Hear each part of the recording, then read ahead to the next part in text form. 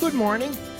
It is 6:35 on Friday, May 1st, 2020. It's 48 degrees. It's on its way to 65 today. That's the good news, but we will have scattered showers. Welcome to Mornings with Bob Marrone. I am Bob Marrone.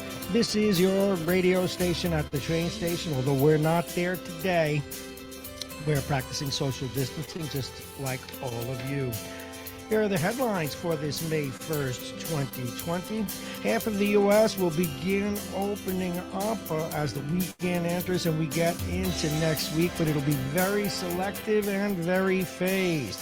We'll tell you where to get antibody testing here in Westchester County. The Dunwoody and Sprain Lake golf courses are opening up. Yorktown and Greenburgh are preparing to open slowly. And Sean Colucci, the senator, asked the state tolling authorities to delay debt collection for 90 days. We can all appreciate that. And right now, Representative Nita Lowey is leading the charge to bring federal funds to New York and yet a fifth stimulus package. We'll go to the weather right now. Stay there. I'm Bob Marrone. This is Mornings with Bob Marrone.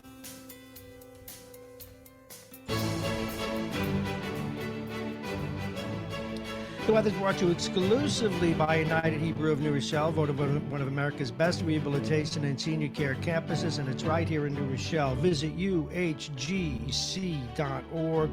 48 degrees, headed to 65, maybe even 70, but we're going to have thunderstorms, scattered thunderstorms today and rain, so it'll probably keep the sun from warming it up much beyond that 65 number. But one can hope.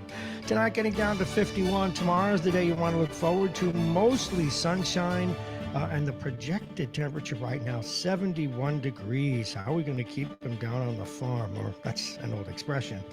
People are going to want to get outside, but remember, you're still going to need those face masks and practice social distancing and the rest of it. Tomorrow night, getting down to 51. Tomorrow night getting down to 53. Sunday, partly cloudy, getting up to 75, 74 or 75 degrees, 56 at night, but we'll take it. Monday, more sun, and most of you are still going to be home, so 66 degrees. We're finally seeing some spring. It has sprung, and at night, 46.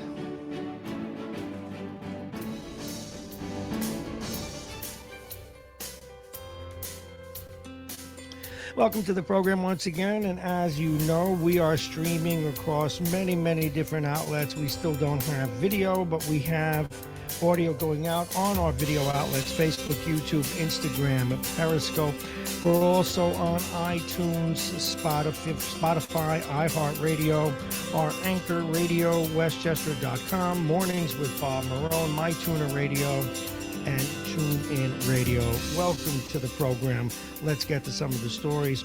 Well, half of the U.S. will begin opening, actually starting this weekend. Now, again, this is the beginning of, not the beginning of the beginning of the rest of this crisis, which now some say will be with us for at least 2 years, or unless before that, some sort of a vaccine is developed by them. The real issue is that 60 to 70% of the population has to have the virus or show some antibodies before we have herd immunity. So to some degree, this is going to be with us for a while.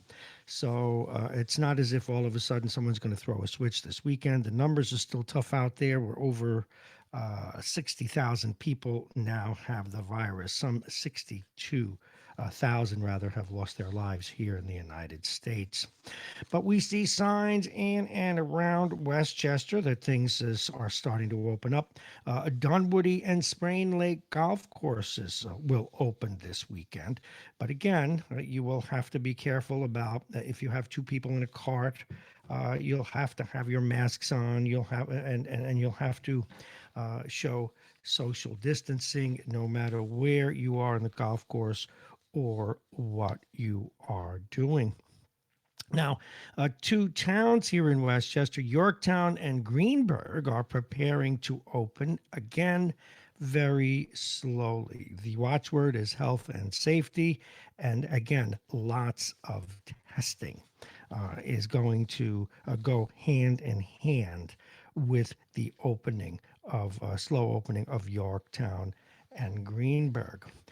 Senator David Carlucci has asked the governor and his fellow legislators to put a pause on debt collection for tolling on 90 days. Now, one of the reasons that he's asking for that is a lot of people have been forced to drive through without paying the toll, and they're getting bills, or for whatever reason they made mistakes with their Easy Pass. I'm sure there are some scammers out there as well. But in any case, many of us know that you get done. They have a really good computer system and they chase you and follow you and send you debt collection notices and then fees above and beyond that, and it gets very onerous. Well, what he's asking, since a lot of us don't have any income right now, that debt collection be put on hold for 90 days while individuals can get, again, a foothold on having finances going in the right direction. So Senator Carlucci is going to be doing that. Now, our United States Congresswoman, at least in northern Westchester and parts of Putnam, Rockland County, Anita Lowy, is leading the charge to bring federal funds back to New York. After the debates ongoing now between some of the southern states and let's call them the states by the coasts, there is an effort now to still get federal funds here nonetheless. And as part of that, and also to help people who have not yet gotten emergency monies, she is looking towards still a fifth stimulus payout. And one of the things that's becoming a huge problem, folks, is whether we like these stimulus payments or not, and whether they help us get on our feet, where's all this money coming from? We are printing it. And will it, and this is one of the larger questions out there, will this be creating an economic house of cards that one day we will pay for? Now, a troubling story out of Somers. A nursing home there has employees now reporting serious allegations against the home, and it's called the Paramount at Somers. Two individuals are talking about how communications were carried out there, whether or not individuals who work with those who have the virus, whether or not they were protected, how people were housed together. We'll cover that story a little separately a little later in the program. Now, in other news, and this came as a bit of a shock, but I guess we have to realize that this is happening. A man, this is down in the northern part of the Bronx, Parkchester, stole $26,000 from a market in Parkchester, White Plains Road and Westchester Avenue at 3 a.m. on Tuesday. So this individual, hopefully they'll find him, or maybe not. Maybe he needed the money. Maybe he created his own stimulus package. So we shall see.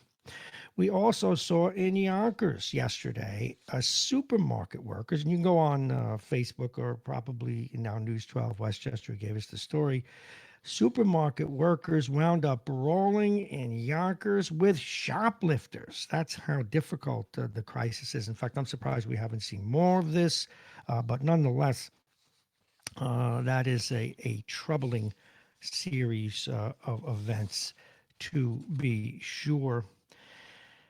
Donald Trump is still now, or I should say, once again visiting the issue of holding back money to certain states over sanctuary cities. A little comment about that. I understand his beef with sanctuary cities. I really do. I don't think, though, this is the time to play quid pro quo, on the other hand. Sanctuary cities, if they're violating the federal laws, something should be done about that. And when gun owners and others on the other side of the political spectrum want to make a sanctuary city for themselves, it would seem to me that what's good for the goose is good for the gander. So that part I don't mind, but to withhold money during a crisis over another political issue, I wish the president wouldn't do that. NASCAR, for those of you who are NASCAR fans, actually racing fans in general, this weekend you will be able to see the virtual Kentucky Derby.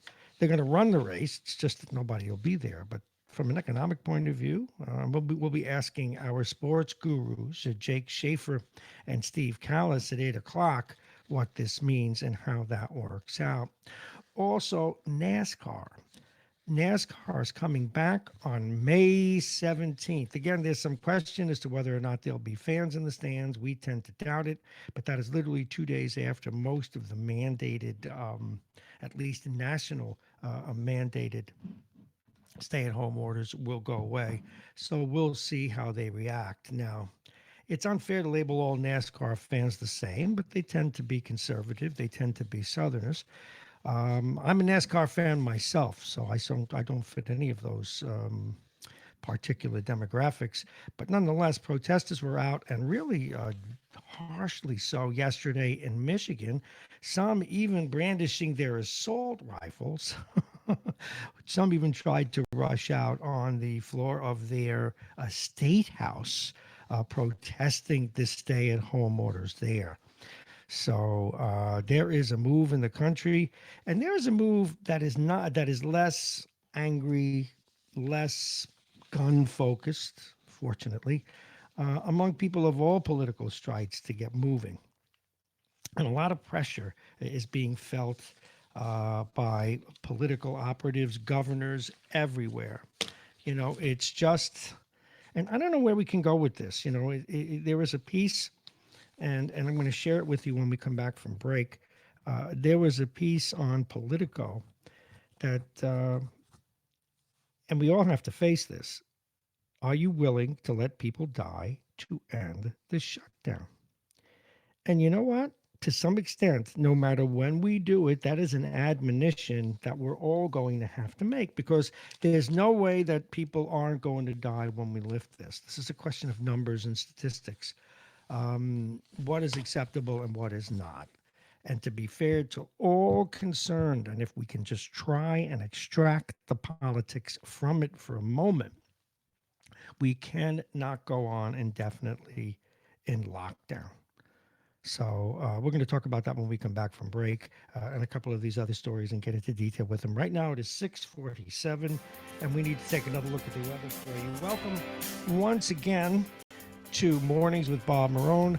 This is Radio Westchester, your radio station at the train station. All righty. The weather's brought to you exclusively by United Hebrew of New Rochelle, one of America's best rehabilitation and senior care campuses, and it's right here in New Rochelle. Visit uhgc.org. It is already 48 degrees, getting up to 65 today. It's cloudy right now, but we will have scattered thunderstorms, some scattered rain today, so the temperature won't get much up over 65. It's the nature of the rain. Tonight, 51, so at least you won't need big blankets anymore. Let's hope it stays that way tomorrow. A lovely day ahead, mostly sunshine. The projected temperature 71. We could see higher temperatures if we get more sun than less, of course. And at night, getting down to 53. Sunday, another nice day, partly cloudy though. 74, the projected temperature, and Sunday night, 56 degrees. So a nice weekend ahead, if even you separate the days out and during this era of social distancing. And we'll take you into Monday, Sunday, 66. Sunday night getting down to 46. Our sponsors this hour have been and will continue to be the United Hebrew of New Rochelle, a top-rated campus of senior care. Visit uhgc.com. Aging Issues Management, their partners, Aging Issues Radio, the law firm of Payne & Kahn, Dominic's Fine Cigars, Plug-in Virtual Reality, and our friends at the Beachmont Tavern. They open up at 11:30 today to go to 1 o'clock in the morning. You can call and order. You can go and pick up. Remember, they are the original Levy, Chevy at the Levy and all that good stuff. They are across the street from Iona College, and they can be reached at 636-9533, 636-9533. You may want to order wings when you watch the Kentucky Derby, or the virtual Kentucky Derby this weekend.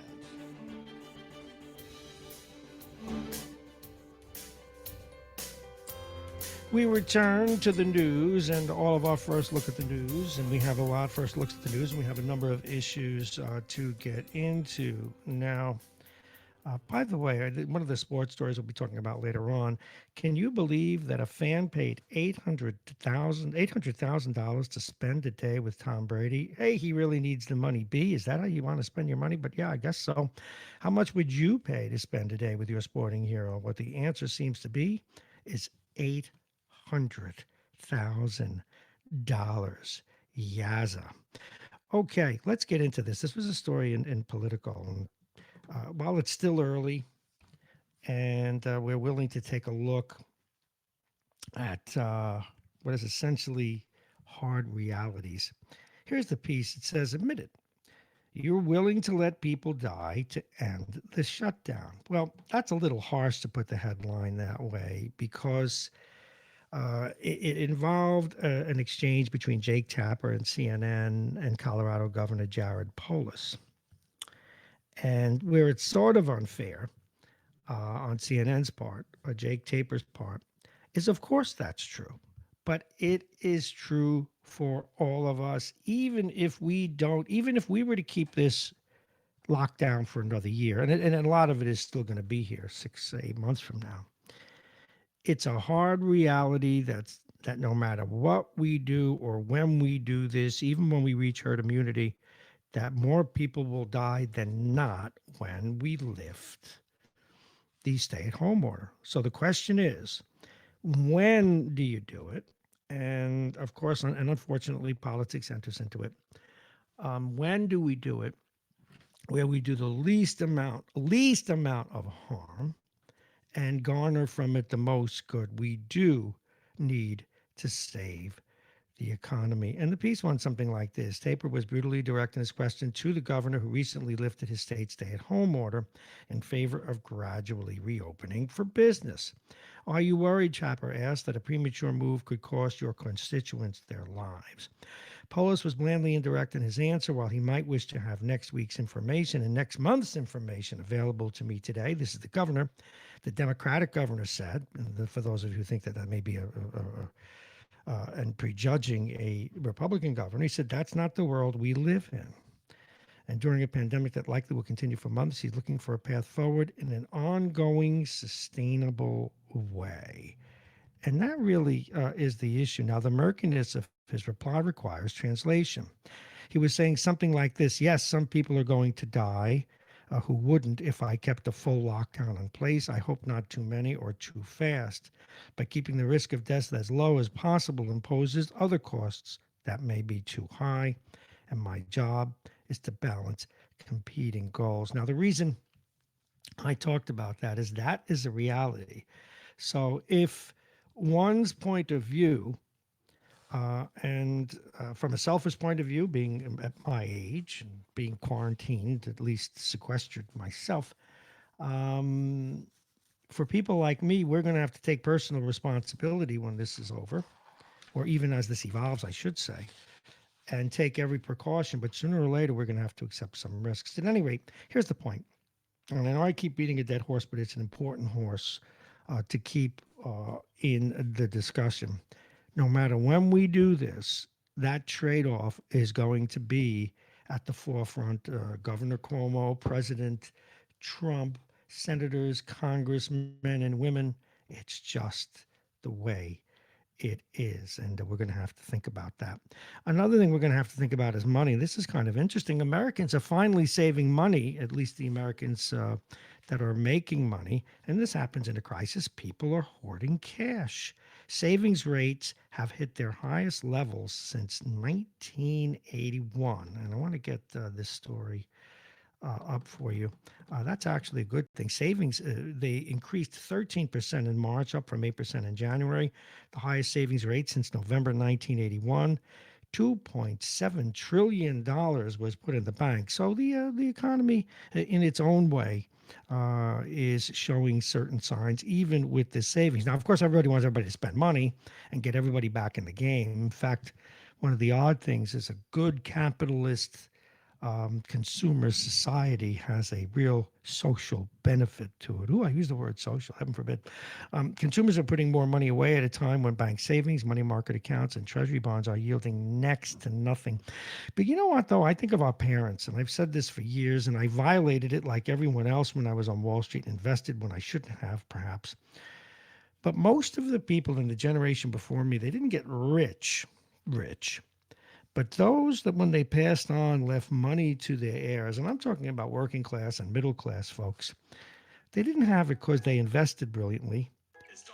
They had it, okay, because they didn't spend it lavishly. They didn't spend it frivolously. They had it because they held on to it. Now, that is not something that people on Wall Street like me to say, or investment managers like me to say. And certainly, when you're looking towards to retirement, you need to invest in a certain way so that you have that money in a certain way.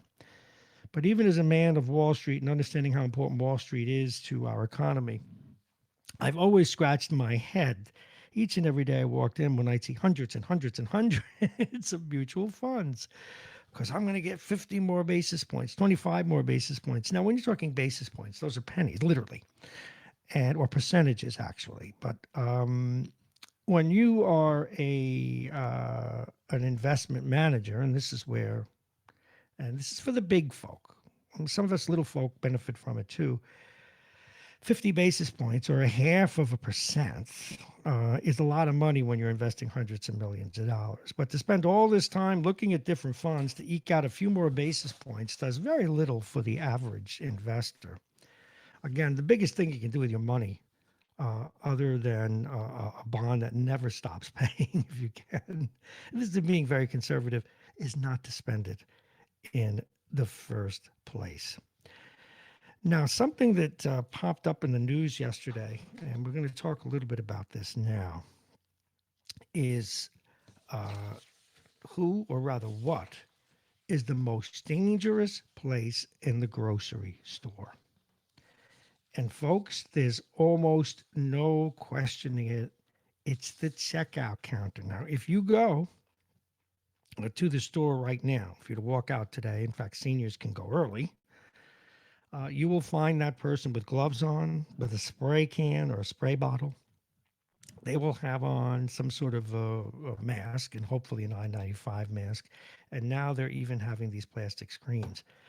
But they're not quite totally enough. It is absolutely the most dangerous place in the store. Not so much for you if you apply social distancing, but these people deserve an award. Now, last night, Dr. Fauci was on TV answering questions. And this is something that I still have a loose grasp on as much as I try. And when we start do politics in your health today, we're going to talk to Dr. Sternberg about it. But how much of a virus load are people getting? And here's what I mean. If you, are you going to go off or not? There you go. If you see someone in the store and you both have your mask on and you're even 3 feet away, and you spend a few seconds saying hi, the likelihood of you getting the virus is really limited. If you go through the checkout counter and you have your gloves on and a mask on, and you come in contact even with a little bit of the virus again, or get it on your clothes, the likelihood of you getting it is not very powerful. The issue, though, is virus load and prolonged contact. And the person that's in the booth is maybe exposed by some of the packages, by the people who may have it, and they may be exposed again and again and again. So a lot of it has to do with how long you're with the person that has it and the level of your contact. Obviously, if you kiss them, you're in trouble. But there is the issue of how much virus load are you getting and how much contact do you have with the person. That's why for those people who have a spouse working at testing sites or in a hospital or other healthcare area, they are exposed to much heavier virus loads, and so those people have to live apart or in separate rooms while the thing is going on. So the next time you go to the store, have a little bit of, I don't say pity, but empathy and admire that person behind the counter. In fact, there was a story that led into this one about this woman who really needed the job. She lost her job, so she took a job to put food on the table as a checkout person. Well, she got the virus, she gave it to her husband, and they're both dead. So this is just the way it is going. Now, I want to say a little bit more about the Kentucky Derby. Maybe we can get into the 7 o'clock hour with a little positivity, and then we'll cover some more stories. But um, here's how you can enjoy it. This is what they're saying, and I'll get into some of the details for you. It's now 7 o'clock. We're going to go to the weather in just a couple of minutes. I just got to get this story up. Come on, Pewter. Come on, you can do this. Okay. Churchill Downs will miss the pomp and circumstance that would typically descend on the iconic grounds for the Kentucky Derby, but the racetrack will instead host its first ever virtual run for the roses to support coronavirus relief efforts. The annual event on the first Saturday in May was postponed until September 5 due to concerns of coronavirus. So the track came up with a computer simulated race so that you at home can watch it. So it's going to be computer simulated, and it ought to be a lot of fun. It ought to be interesting. So check it out if you get a chance. So the Kentucky Derby, again, they're not actually running real horses. They're running virtual horses, and that ought to be a lot of fun. And at the 8 o'clock hour, we'll talk with Steve Callis, see whether or not you can place bets on that. So you'll have to wait for the answer to that question. Now, another thing is coming to the forefront. You know, many of you listening to this broadcast are home teaching your kids. I know my daughter is at the very same time that you're trying to do your job if you're working from home. In fact, that's the worst. Even though it's great that you got money coming in, if you're working at home and teaching your kids, it's a difficult job. But you know what a lot of parents are saying? 4 in 5 parents are saying and confessing to the fact that in fact, 77% think that educators should be paid more because they're saying that teaching their children is harder than their jobs. It is 7:02. Let's take another look at the weather, and then we'll cover some more stories here on Radio Westchester. I was pressing 2 buttons at once and affected my tongue. Radio Westchester, mornings with Bob Marrone. I am me. Remember, it's Friday, May 1st, 2020. We're into May. Spring has sprung. 48. 65 the target today. It's cloudy, though. We're going to have scattered thunderstorms getting up to 65, though, as I said. Tonight, 51. Saturday, mostly sunshine, 71 degrees. It'll probably get warmer if we're lucky. Mostly sun, no rain tomorrow, 53 at night. Rolling into Sunday, partly cloudy, but even with that, it's going to be 74. So if the sun does its thing, who knows how hot it can get. At night, 56. You won't need the kimono anymore. And on Monday, 66 degrees. We'll have sun at night, 46. A little chillier, but hey, that's great weather. That's jogging weather. That's sports weather, 66. You don't get too hot, but it's nice out nonetheless.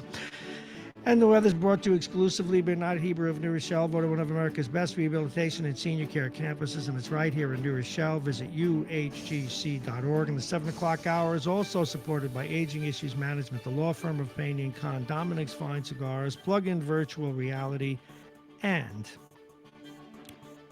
our friends at the Beachmont Tavern. 636-9533. You call them up. They're not open at 11:30, but you call them up, you order your lunch from them, you go pick it up, or they'll deliver it. And they're open all the way to 1 o'clock in the morning. So if you want that late snack tonight, even for those of you working, you're going to be up late tonight, they may be playing cards, watching a movie.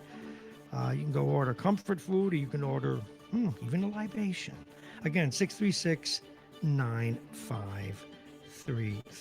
636-9533.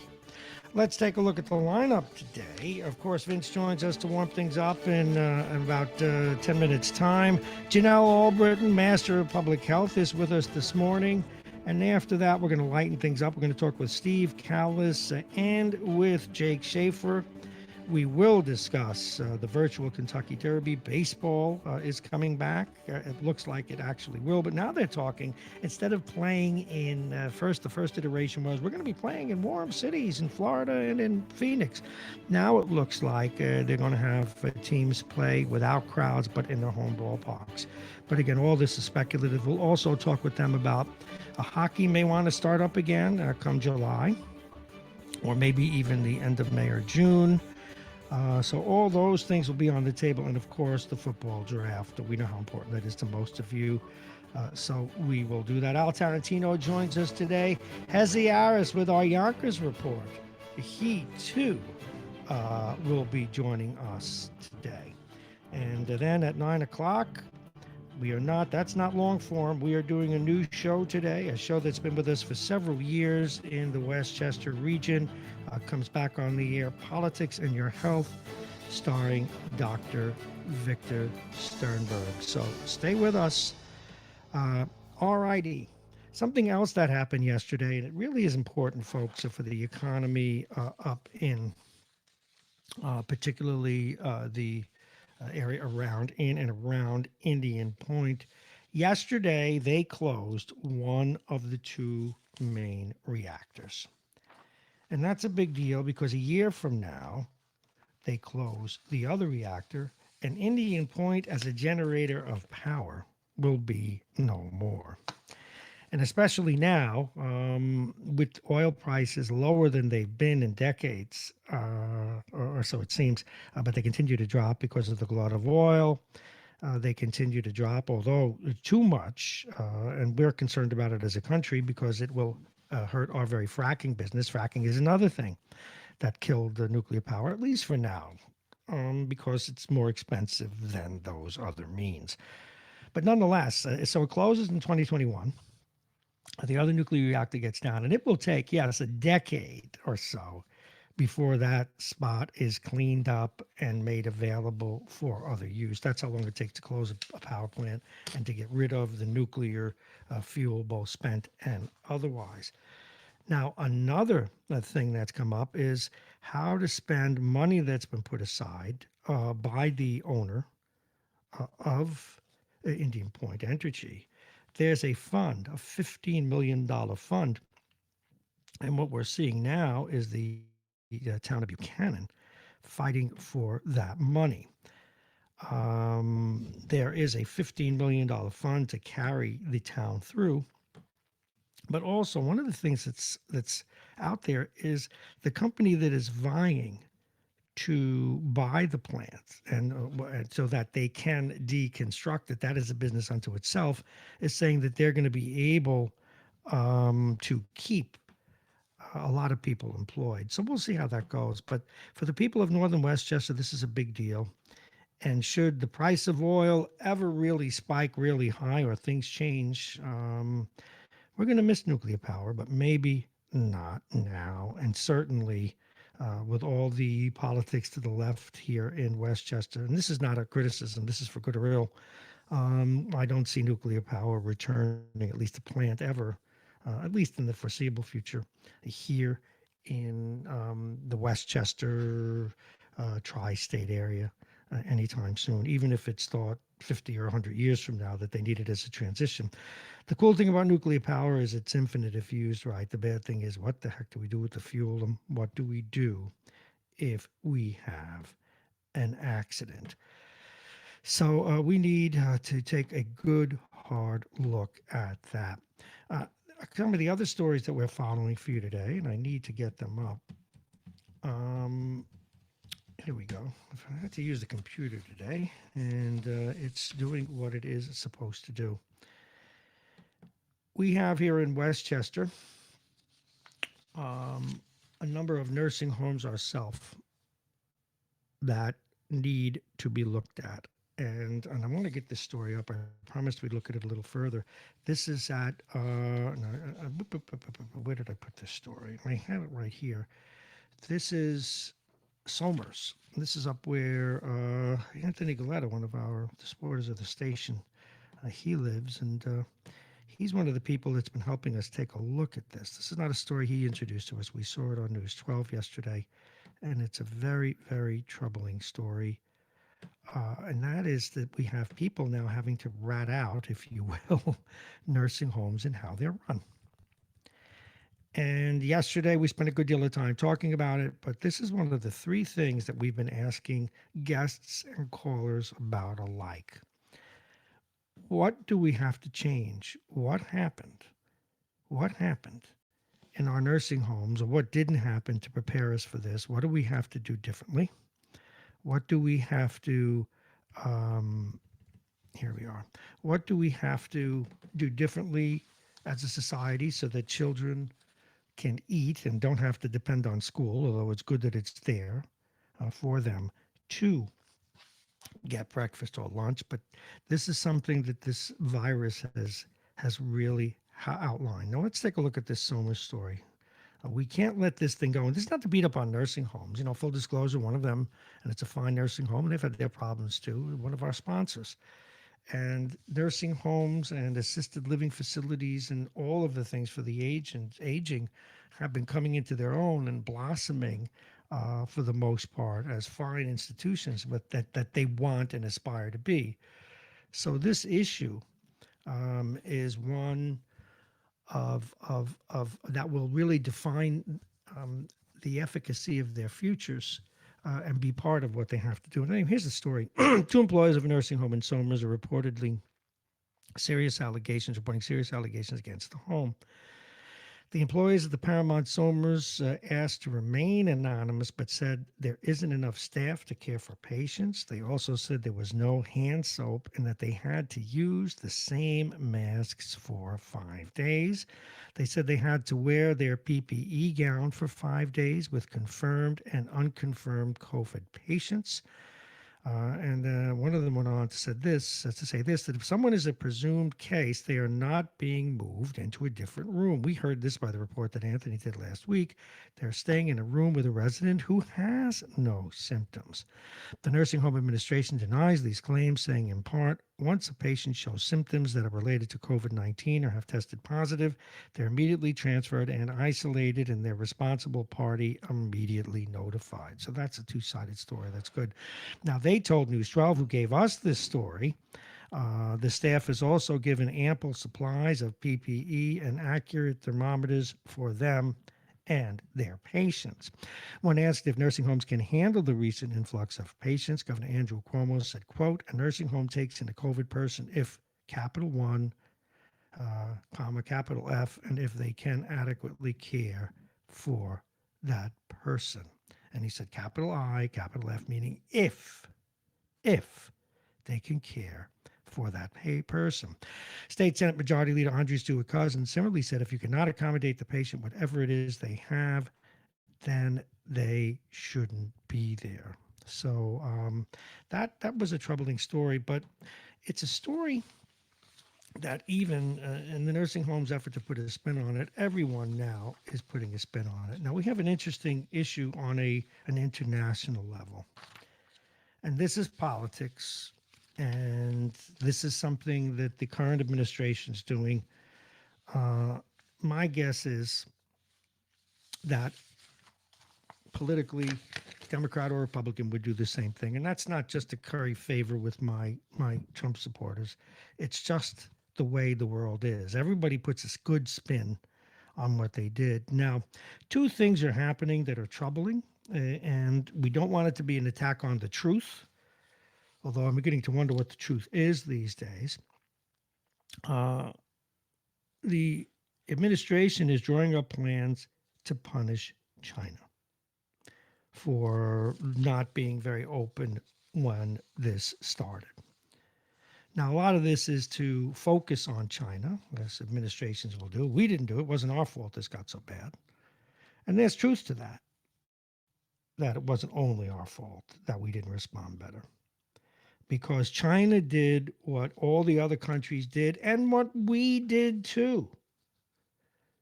And this is to put us in the same lot with them, except maybe from what we hear that South Korea did a better job of being open about the virus when it happened.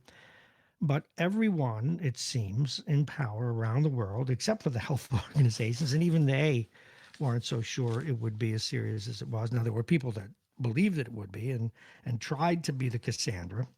But here's my point: who's going to punish us? And this is the very nature of politics in the 20th century, and maybe it's always been the case. I don't want anybody to punish us. We made our mistakes, we'll live with them, and we'll fix them. China made their mistakes, and they're a very dishonest country. They don't have an open press, but we attack the press in our country anyway, don't we? Doesn't our administration do that?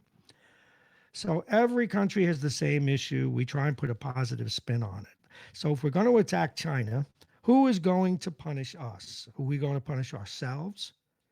Well, that is what the press does in that sense. That is what the people get to do. But in our open society, and this is as troubling as it may be, I'm not crazy about those people running around with assault rifles in Michigan. But if they do it within the law and they assemble properly, well, that's what we have here. The people can speak up. That's what makes us different and special. But I got to tell you, now it's gone to another level where the administration, and we saw reports out of all the news cycles today, they're trying to push hard to create some doubt. And frankly, I've had this doubt myself, but I've had it more not on a political level so much as it does make you wonder, did this virus happen in one of those wet markets or did it happen in a lab? Well, our administration, as it's prone to do, is telling the intelligence community what they ought to be looking at, rather than the intelligence community telling the administration what happened.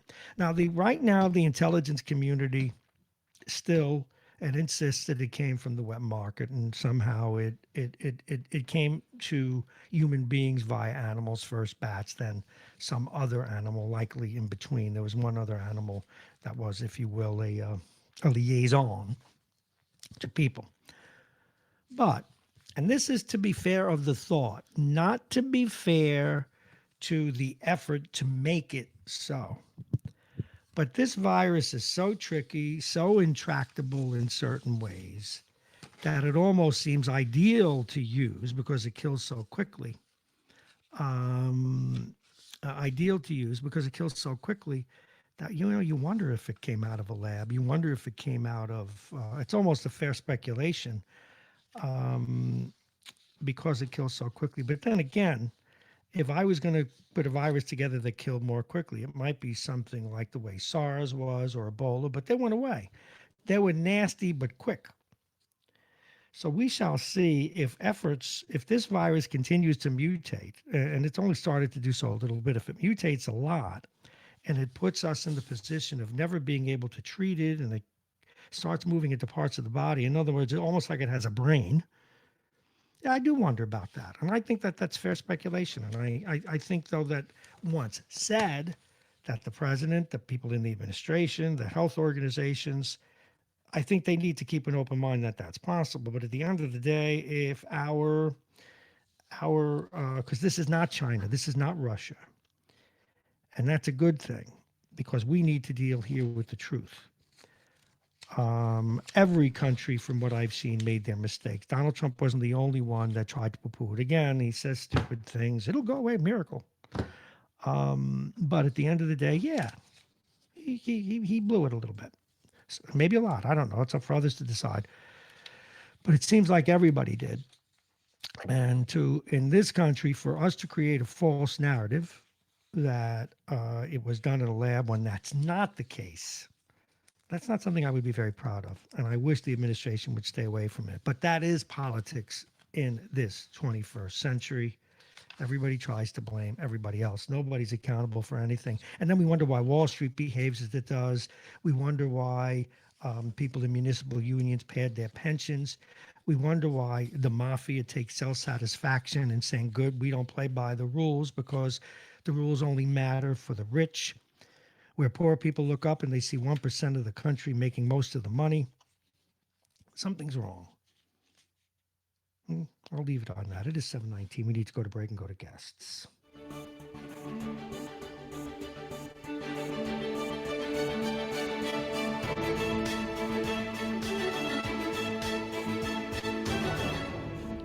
Our last look at the weather as we enter the 7 o'clock hour. The weather's brought to you exclusively by United Hebrew of New Rochelle, one of America's best rehabilitation and senior care campuses, and it's right here in New Rochelle. Visit uhgc.org. 48 getting to 65 on this Friday, May 1st. Scattered thunderstorms, though, so it's another rainy one. Not getting much above 65 because of that, unless we see more sun. 51 tonight. Tomorrow's the day you want to enjoy. Mostly sunshine, temperatures in the low 70s, and if the sunshine insists on being cooperative, we could see even higher temperatures, as we will on Sunday. However,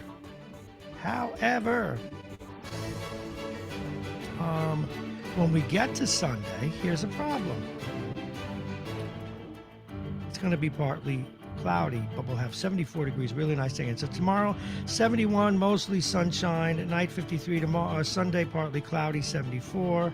At night, 56 degrees. And then Monday, 66.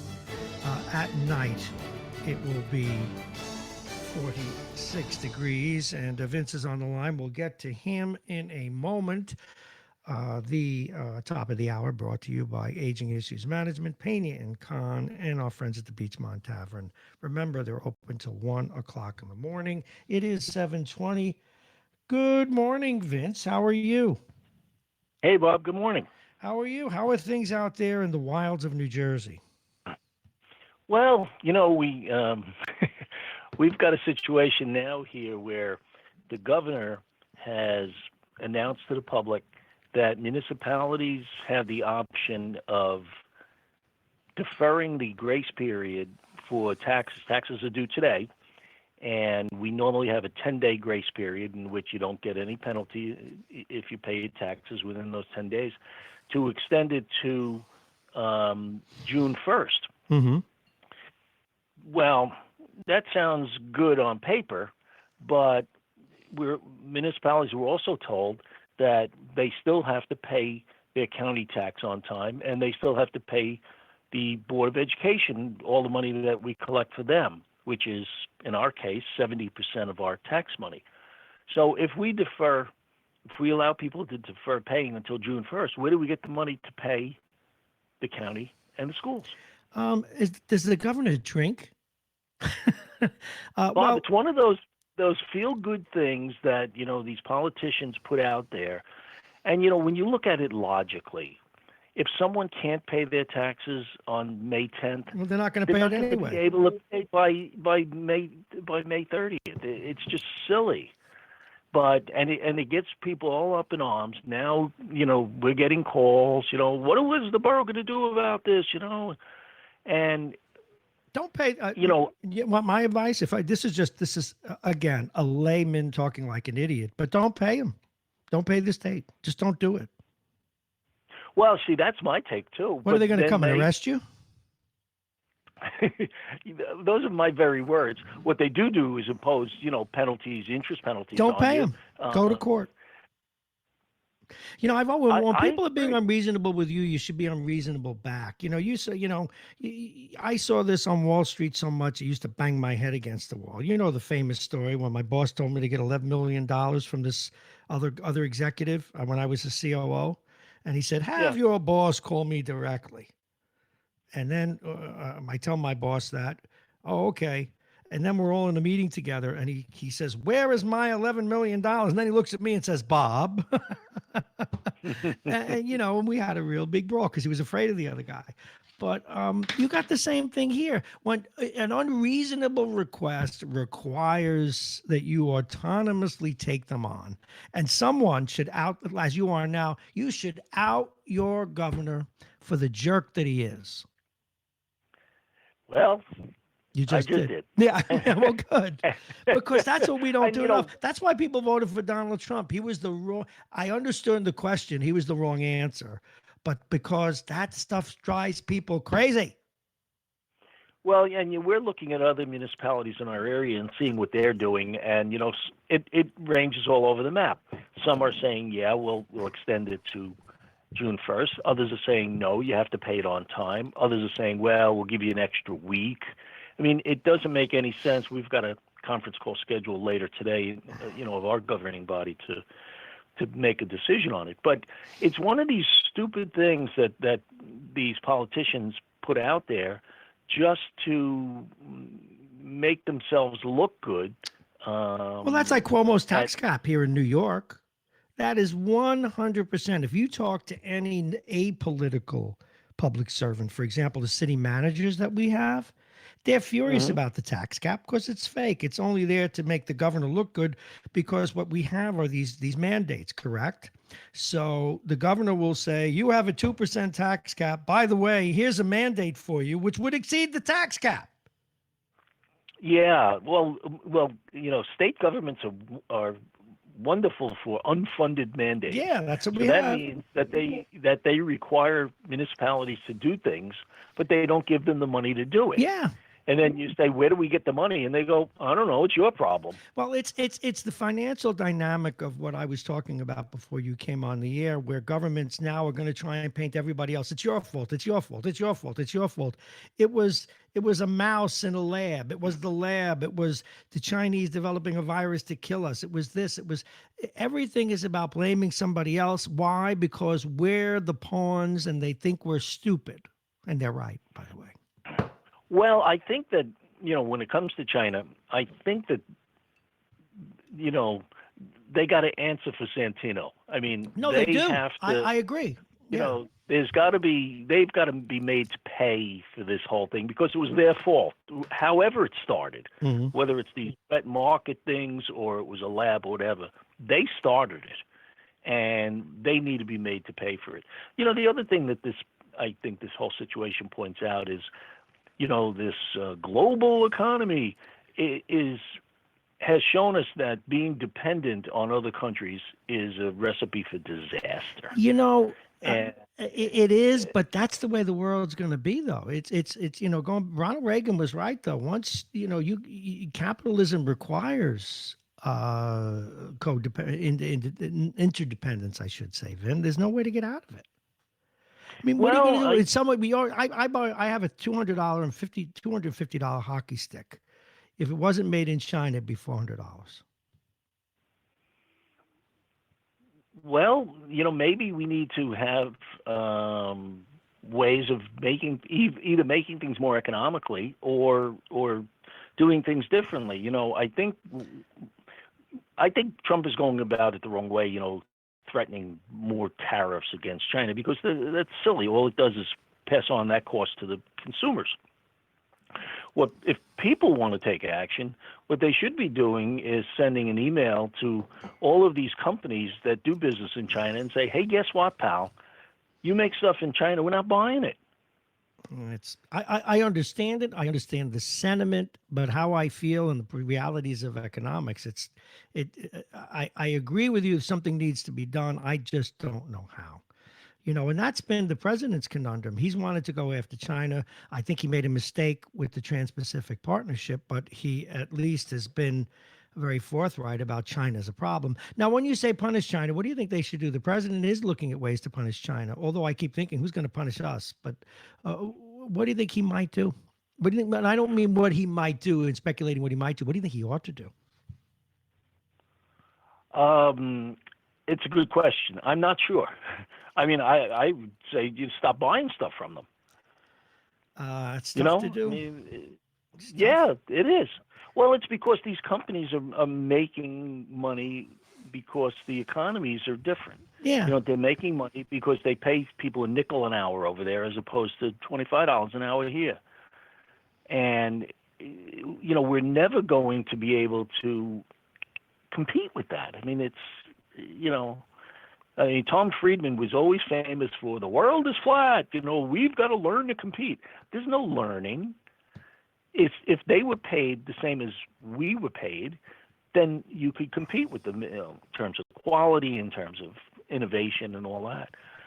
But when you have such a disparate economy that one side gets paid 5 cents an hour and the Yeah, other well, side gets that's paid but that's $25 an hour, there's no again. I'm competition. I'm not Tom Friedman, and I'm not an economist. But what one of the good things about capitalism is that it shows weaknesses in the value of things. For example, it is arguable, but on a global scale, we were overpaying people. Now, I'm glad we did. I'm probably one of the people they overpaid.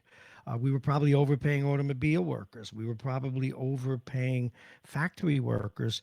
But then again, you get to in our economic system where where the labor unions, they gave up a wonderful edge they had by overreaching. But without unions, people were starting to make garbage again, and that's what's happening again. The disparate nature of our economy now is scandalous. I mean, we've got people working at stores where they have to be on food stamps anyway, and they can't have health care. There's something tragically wrong with that. And AOC people aren't the answer at the other extreme. But Yeah. Well, that shouldn't be. getting back to Go your ahead. original premise, though, what happens when you or your mayor pick up the phone and say, "Hello, where do you want us to get this money from?" Do they say they don't give a spit, or do they say borrow it, or they say "f you"? Um, they don't. Well, I'll give you a parallel example. They many years ago in New Jersey, they had what they called the Mount Laurel decision. Mount Laurel is a community down in central Yeah, Jersey, I know where it is. and the decision was that every municipality had to provide affordable housing, and they came up with all of these methodologies to figure out how much you had to provide. And so, fast forward to present day, our municipality, we are in what is called the Highlands Preservation Zone, which means that you can't have any kind of development because of the watershed.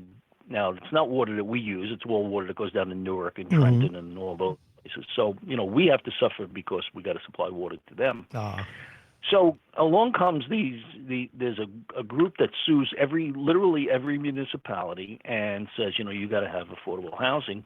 And so we go to court, and we say to the court, well, we're in the Highlands Preservation Zone, and we're prohibited from any new development. mm-hmm. We can't build anything. So how can we provide affordable housing? You know what they tell us? What? That's your problem. Yeah, I know. We have this issue up here in Westchester too. Believe me, in spades.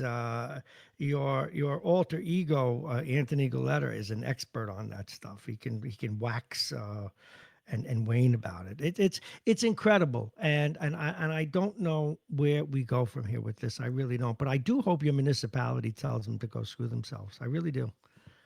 Well, I mean, that's what I'm going to advocate. I'm going to say, yeah, what are they going to do? They're you going have to a come and arrest us?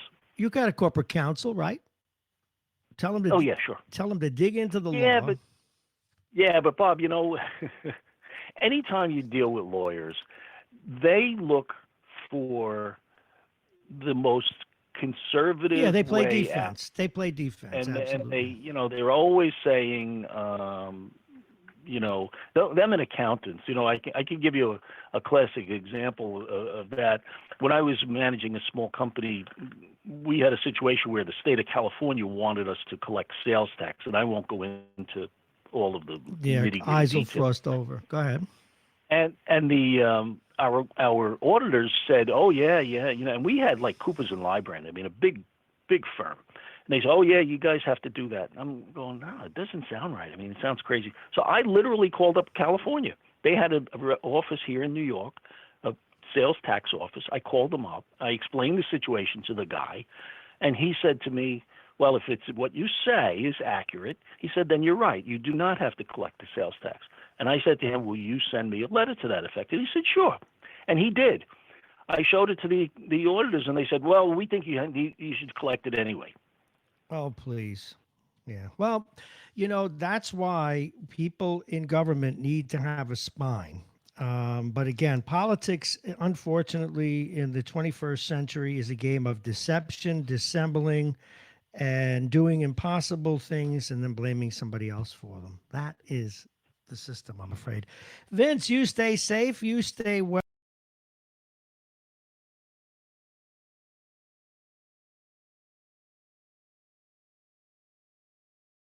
Master of Public Health. We'll be talking with her.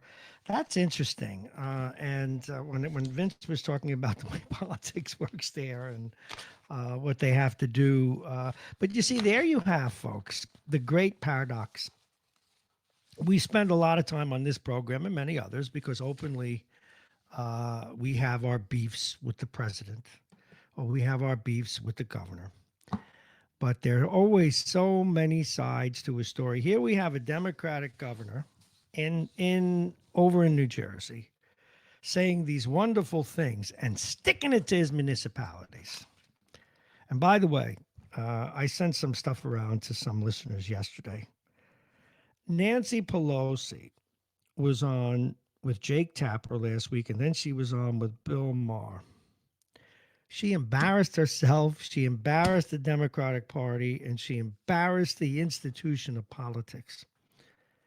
There are a couple of local legislators who can do the same thing, which is to say, talk for 10 minutes. One of them I don't put on the show anymore. I'll never say who it is. It's not right. But they never say anything meaningful, and they only want to talk about what they want to talk about. So you can say, oh, Congresswoman, or whomever the case may be, what do you think about what those airplanes spotted when they were looking at the UFOs? Well, Bob, I believe that the price of bacon in Argentina is essential. I didn't ask you that. And then they don't shut up and they don't take a breath. And they wonder why the people are nuts. All right, 7:35. I look forward to our next guest. The young woman is so many things. She's the managing editor and publisher of the Westchester County. Oh, there's so many Westchester County newspapers, but the WestchesterCountyPost.com. She has a master's in public health and does many things in the public health field, both in her journalistic career and not.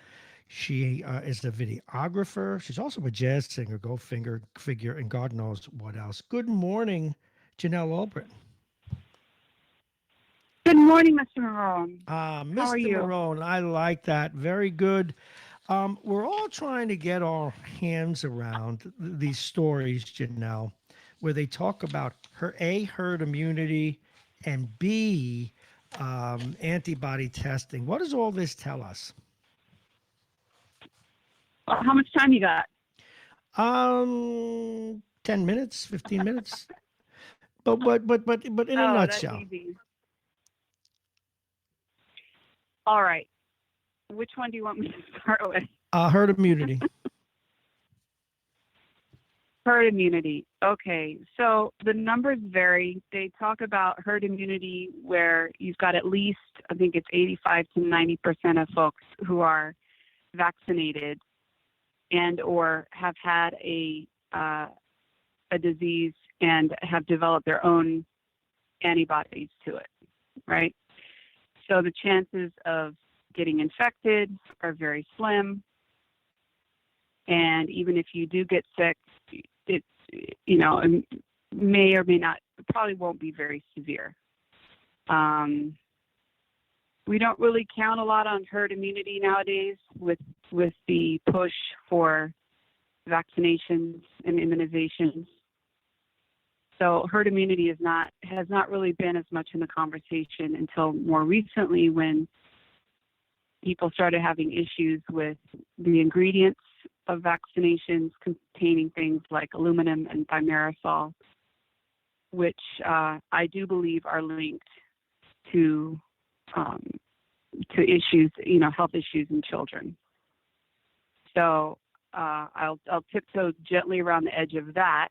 Say we can do a whole show on that, because in the best of all possible ways, I don't have your background in public health, but from the people I talk to, we probably disagree, but we'll do that at another day because it's a worthy topic. But that said, what is the nature of it? What does herd immunity mean? Doesn't it also mean, for example, that enough people have died for it and the virus has worked its way through the population, so now a lot of people are immune, let's move on? It's Darwinian, actually. Oh, heavens. I've never made that connection in my head about putting herd immunity as part of culling the herd. But it is. But it's a fact of life, which I'm not happy to say. But but nonetheless, so you finally have herd immunity. But is that really essentially what it is? I mean, again, leaving vaccinations out of it, herd immunity is when enough people have had the virus and or carry the antibody. So statistically, less people give it to less numbers of other people, and less people get it. Ergo, it just becomes another bug. That's the general idea. Okay. I'm still stuck on the part where you said either they die or No, because still- that's in the still abstract. processing No, that. I know, but that's in the abstract. But now something else that you would probably know a lot more about. One of the things I heard Fauci yesterday talking about this, a viral load. Now, if you and I were living Yeah. together and I have the virus, you have a huge chance of getting it. If I see you once a Yes, my week, chances are higher. yeah, but why is that? Yeah. Is it that because we have an increased likelihood that you get it, or is it because there's a greater viral load, you actually get more virus that enters your system? Okay. Well, I would fine tune the phrase viral load. Viral load has to do with the actual amount of viruses in one's bloodstream. Mm-hmm. I see. Okay. So that's not to be confused with exposure to someone who's infected. It's they're related topics, but not the same thing. So the viral load is a very important factor because if it's too low, the test is not going to pick it up. I see. So, for example, it's the same concept where when women take a pregnancy test, Mm-hmm. they read directions. It says always take the first morning urine. Why is that? Because the pregnancy hormones accumulate during the night in the urine, Mm-hmm. and you're going to get a more reliable test result with the first morning urine, because that's when the pregnancy chemicals are highest in the urine. Mm-hmm. Oh, that's So interesting. it's a I similar see. concept with viral load. If I just got infected yesterday or the day before, the virus may not have had enough time to multiply to the level that the test can pick it up. So that's what we talk about, the sensitivity of a test. Interesting. Well, my guest again, So, Janelle Albritton, yeah. she is a master's of public health and has worked in the field for many, many years. She's also, and we'll get to the part that she's a newspaper editor in a little bit. But of all the things that we read, and again, because of the nature of what I do and the doctor shows that I do, I'm compelled to read a lot about it. There are a lot of aspects of this virus that are baffling. There's some of the neurological symptoms now. Yep. The fact that some people are affected because of clotting and they don't know why. Yep. And the viruses, Yep. and you may know more about this too, to seek out the protein of ACE2, I guess it is. It's a protein in the body that is used often to control vascular health. What confuses you the most? I mean, these things are coming out of left field, like from all over the place. What do you think? What? And again, it's Well, a fresh this is- face on it. What do you think? Well, I've been reading a lot about this, and it's pretty alarming that it kind of fulfills what Anthony Fauci said was his, worst nightmare of a virus that's easily communicable, highly virulent, attacks the respiratory system.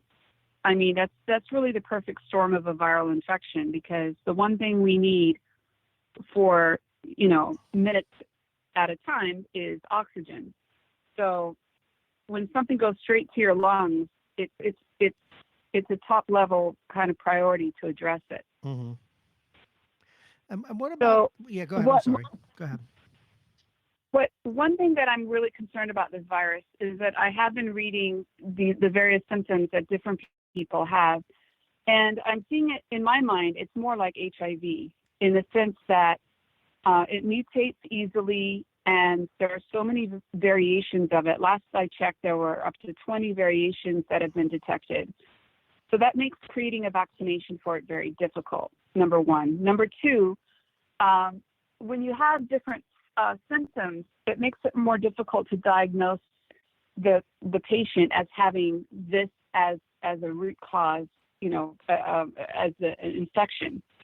So the difference between a disease and a syndrome is that a disease has a very specific profile of symptoms. And so when you talk about a physician ruling out different diagnoses, they're looking at the symptoms and they're saying, well, if you have this and this and this, that doesn't fit that disease. It fits maybe these other diseases.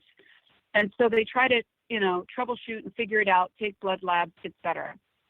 With a syndrome, and this is why AIDS, the acquired immune deficiency syndrome, the S in AIDS stands for syndrome. This is because the symptoms of the infected patient vary so much. So it could be like, imagine going to a restaurant and there's 50 menu items, and each guest is going to order different items from the same menu. So no one single table looks the same. That's the best example of a syndrome. So to me, it's, and I haven't read this anywhere.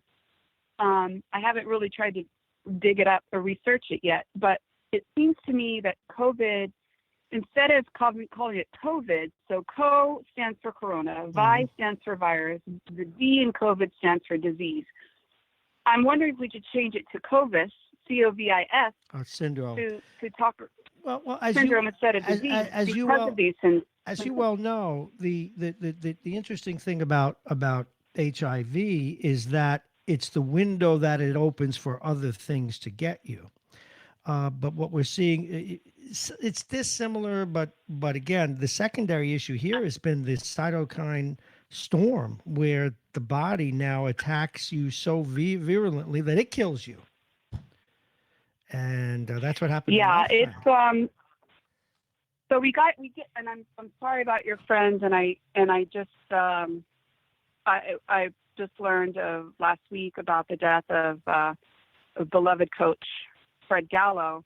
He had a history of heart disease, but we all know someone. I think so many New Yorkers now know at least one person personally who has died of this. So this comes to the main message I'd like to deliver today. Please. This is more about maintaining a strong immune system, and I've been saying this on your show. Yep. And I've been researching some good resources. I will talk more about this in the future, but for now, I'd like to refer people to a really great website. Please. drbrownstein.com. Dr. Brownstein, BROWNSTEIN.com. And he's been in practice with his group in Michigan for over 20 years. And he's basically cracked the code as a, holistic practitioner to help people have strong immune systems. And his message to the world is, look, this COVID thing is going to pass us by. All these viruses, H1N1, SARS, bird flu, all that stuff, even Ebola, as scary as Ebola was, it goes away eventually, right? We've got to manage it well, but nothing lasts forever, which means there's going to be something new coming. So get ready, boost your immune system, and support the host rather than attack the pathogen. That's really his basic message. You've got to support the host and make sure that that your body, that your immune system is strong enough to handle whatever comes along. And he has not a single patient that has died or been intubated with this COVID crisis in the last few months. Well, I did a little. You're on to something there, because I know that one of the things that even Fauci says is you got to do the things that really contribute to your immune system, like getting things as simple as getting enough sleep, eating the right foods, getting exercise. So yeah, you've mentioned Brownstein before, and I looked up some of the stuff, and it's all basic, solid stuff. Hey, listen, before we go to your colleague, how are things going with your newspaper? What kinds of stories have you been focusing on at the WestchesterCountyPress.com? WestchesterCountyPost.com. It's amazing. Good job. Well, it's I won't be going to print for a little while. It really does take a lot of capital to to do that. And I'm still getting my team together with the digital platform. But I'm happy to say that between Steve Callis and Anthony Sortolini, I'm very excited that the sports section is robust and fun and exciting. And they just spent over an hour last night shooting one continuous video, which Anthony will chop into pieces and upload every few days. A lot to talk about in sports. Surprisingly, for no games going on, they find some really interesting things to discuss. And I got a list of them here, and I know he waits for you to finish, and then he calls right in. So we will do that next. Janelle, two things. A, stay safe. B, thank you very much for weighing in on this most important issue. Thank you so very much. Please stay safe. Janelle Albritton, everybody. She is the managing editor and publisher of... I almost said the Yonkers Tribune because I'm losing my mind. Of the Westchester County Post.com. Coming up next, Steve Callis. Well, I see we have a caller. We might be able to squish that in, I think. But let's get to... In fact, let's just be sure, since I work alone, that we have on the phone. Good morning. You're on Radio Westchester. Stephen? Steve Callis. I thought so. Stephen, wait right there. I got to do a little weather report, and we'll be right with you. It is 7:50 on the Smackaroo. You're listening to Mornings with Bob Marrone. I am Bob Marrone. This is Radio Westchester, your radio station at the train station. And some thunderstorms today, 65 degrees. It's 48 right now. It's going to get up to 65. But tonight, things will start to clear up. 51, mostly sunshine tomorrow. 71, you got to like it. 53 at night. You can sleep with shorts on, or nothing for that matter.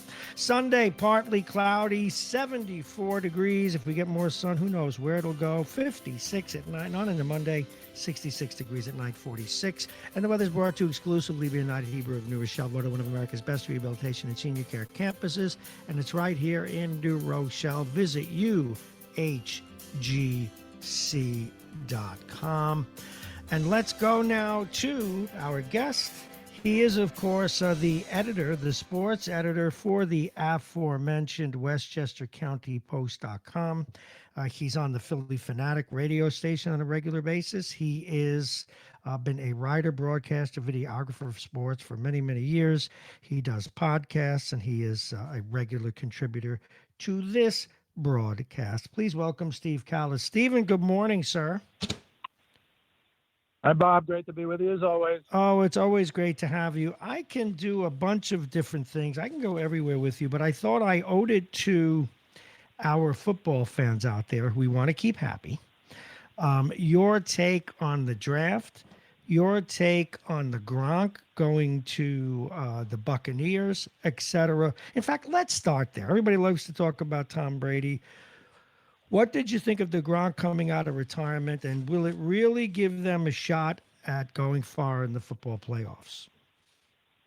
Well, I think it gives them a shot. I mean, they're in kind of a tough division now with the Saints are the Saints. They find an incredible way to lose every year in the playoffs, but it seems like they're 13-3, every year. So that's going to be tough within the division.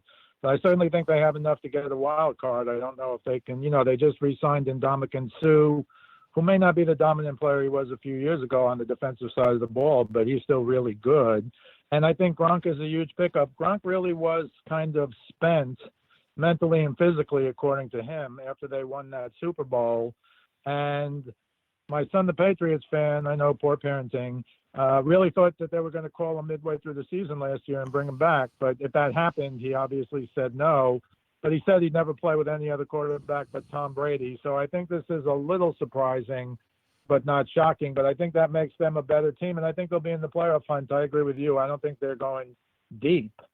But, they're in the right conference now. You don't want to be in a conference with the Chiefs and Mahomes, and here come the Ravens with Lamar Jackson. So I think that's the weaker conference now, and I think they can make some noise. I don't think they're a Super Bowl team.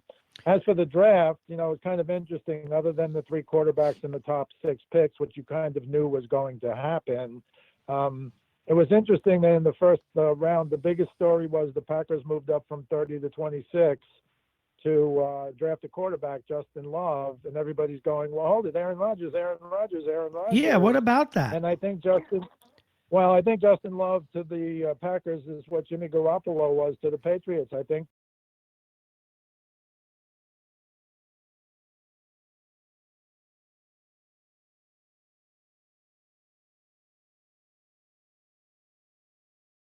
than he's ever had, not just with Gronk, but with Goodwin, and Mike Evans is the best receiver in the NFL nobody knows about.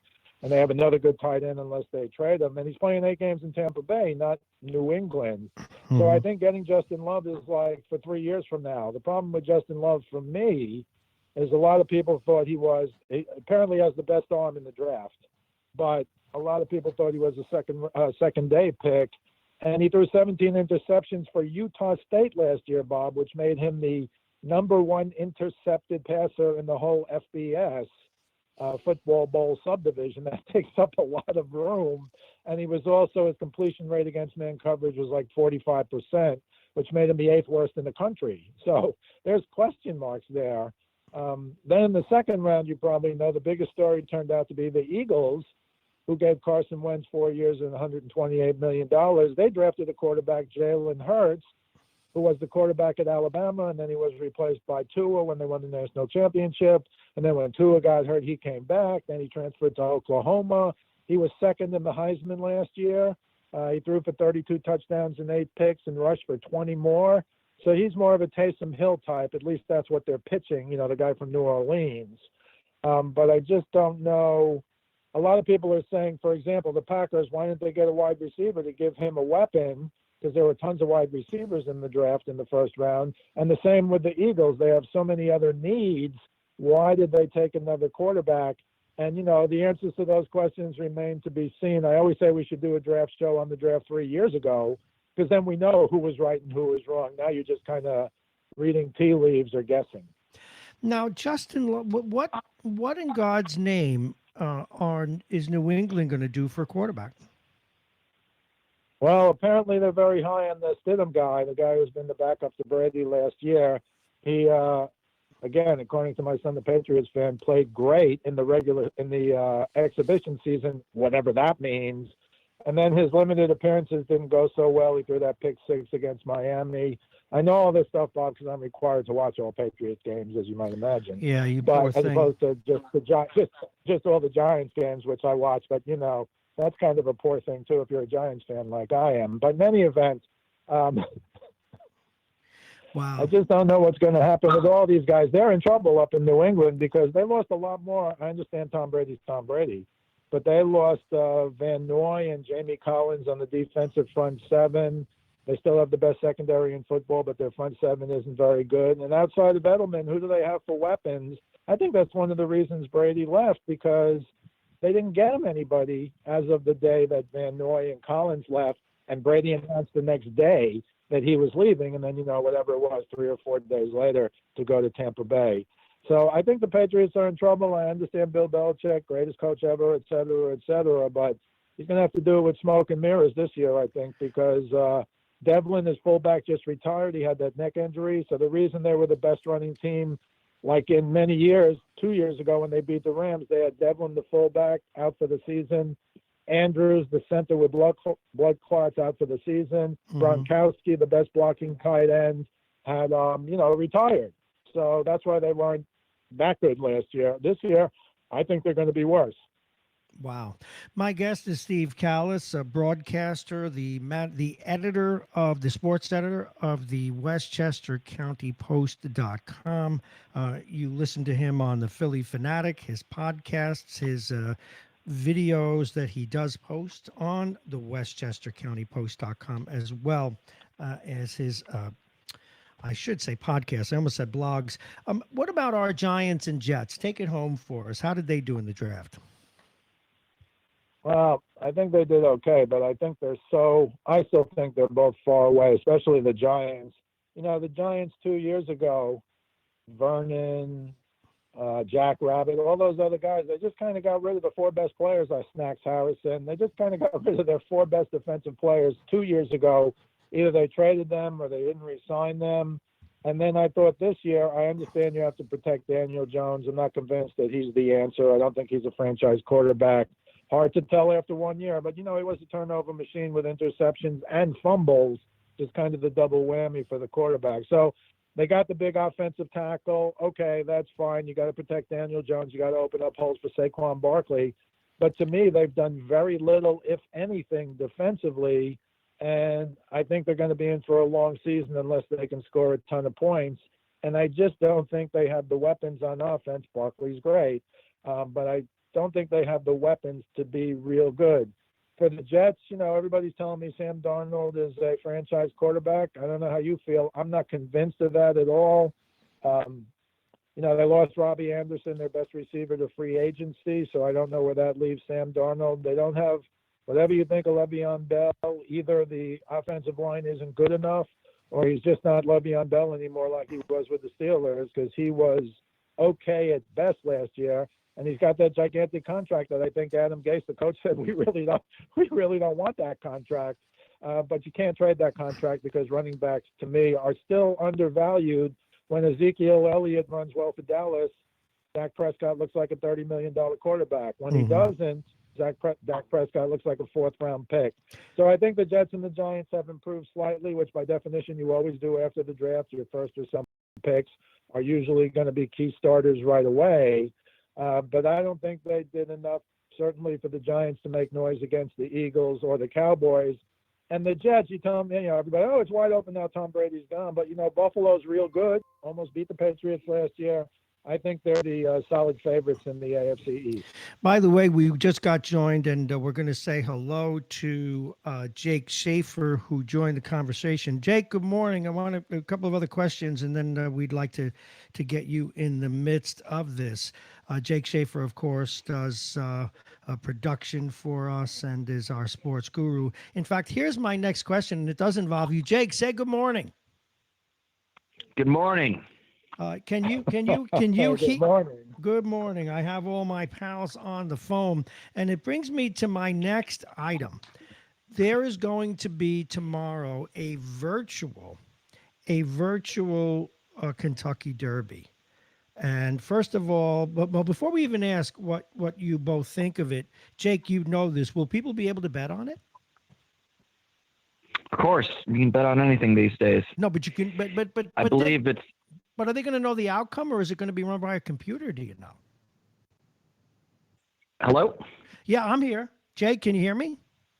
Yeah, you broke up there for a second. I believe there are some gambling websites. I'm not sure if you can do it on the FanDuel or DraftKings, but I believe that you will be able to get your money down on the virtual race tomorrow. What do you think of that, Stephen?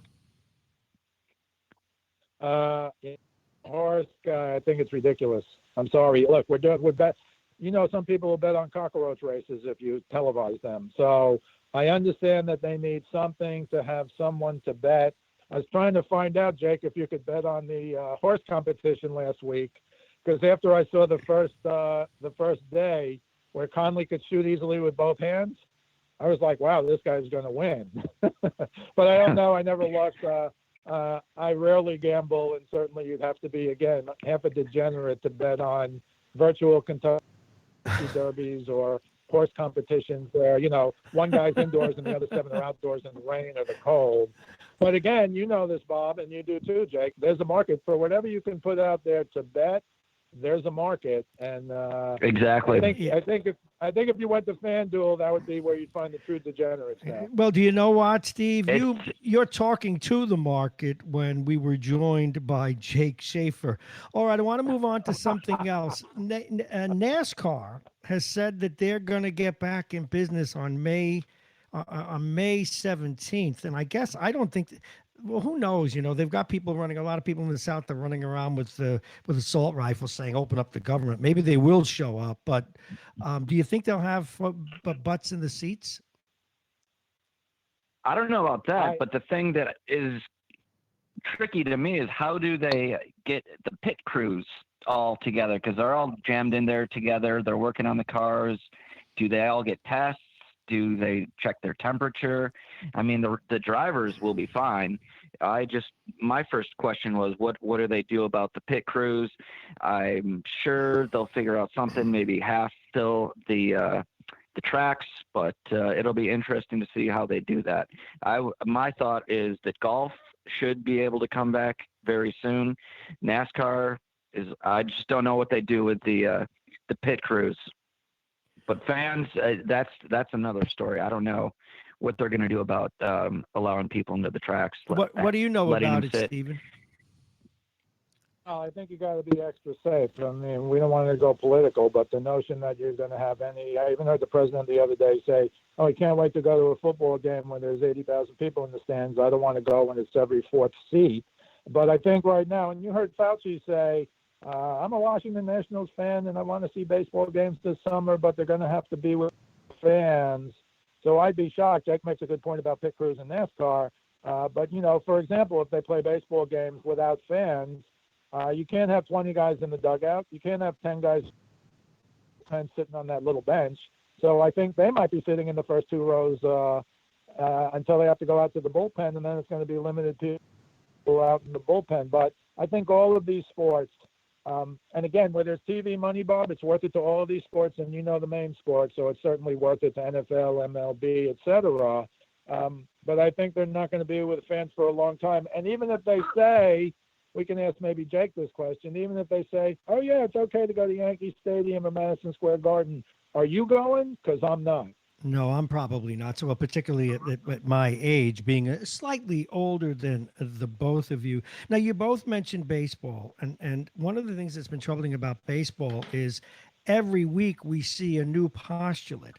For a while, they were going to have a league in Arizona and another league in Florida. Now, today comes word that they're going to just have teams play in their home ballparks, which whose home ballparks, because somebody's always got to be visiting. What do you guys know about this? So let's start with Jake. Well, the latest I heard, they're breaking the teams up into three divisions of 10 teams, all in, you'll have the Mets and the Yankees in the same division, all the teams, closest together here in the East, and then the other divisions just geographically, which I find fascinating. And the ideas that I've heard about, the umpires, possibly the computerized strike zone. It just sounds exciting to me. I heard that this Thanksgiving, you might have your football Thanksgiving Day, and then World Series Day. But it just comes down to testing. I think it's just all fun to about and reflect on, but I have no one knows what's going to happen. What have you heard, I am Stephen? slightly confident that baseball will happen. What have you heard, Stephen? Yeah, the latest baseball plan is pretty interesting to me. 3 10-team divisions, as Jake said, no American League, no National League. The ones that, we would talk about in New York are Mets, Yankees, Red Sox, Phillies, Nationals, Pirates. That's not all of them, but that's just of them. And I think it's probably a good idea from a travel perspective, Bob. I thought the Arizona plan was no good. And once Mike Trout came out and said, hey, look, my wife is pregnant. I'm going home when she has our first baby. When I come back, do I have to be quarantined for 14 days? And a lot of guys balked at spending 4 or 5 months in Arizona, especially if they're from, the East Coast. So the playoff thing is pretty interesting, though, to me. If it goes as planned, as Jake said, it changes like every other day, it seems, or you said. And that is the top 4 teams in each division would make the playoffs. You'd have 12 teams in the playoffs this year. And the 4 highest winning percentages would get a first-round bye. The 8 other teams would play 4 wild card games, one and done. And then you go back to the way it was, 3 out of 5 for the first series, 4 out of 7 for the next 2, including the World Series. They expect/hope, this is all based on, as Jake said, testing and some recovery, but they hope to play 100 games. And if you tell me I can get a 100-game season with no fans, I'm thrilled at that. I'd watch anything on TV now. Okay, I did watch the horse contest, for example. I want the horse contest. Boy, oh boy, you guys and horses. I hate to brag, but anyway, if I may, one of the issues I think baseball is going to have, and you both touched on it, hockey is already. I was checking out some websites yesterday. A lot of these players do not like the idea of having to be away from their wives, maybe for months at a time, depending on how they do this. And, the unions are a lot more powerful these days. The hockey players are balking at it too, about starting up maybe at the end of May, but maybe playing in a city away from their families. It's interesting stuff. What do you say about I heard think it's that. Okay, Jake. I heard that what the NBA was looking into was having the players and their families, their immediate families, move into Disney World and play at Disney World, which is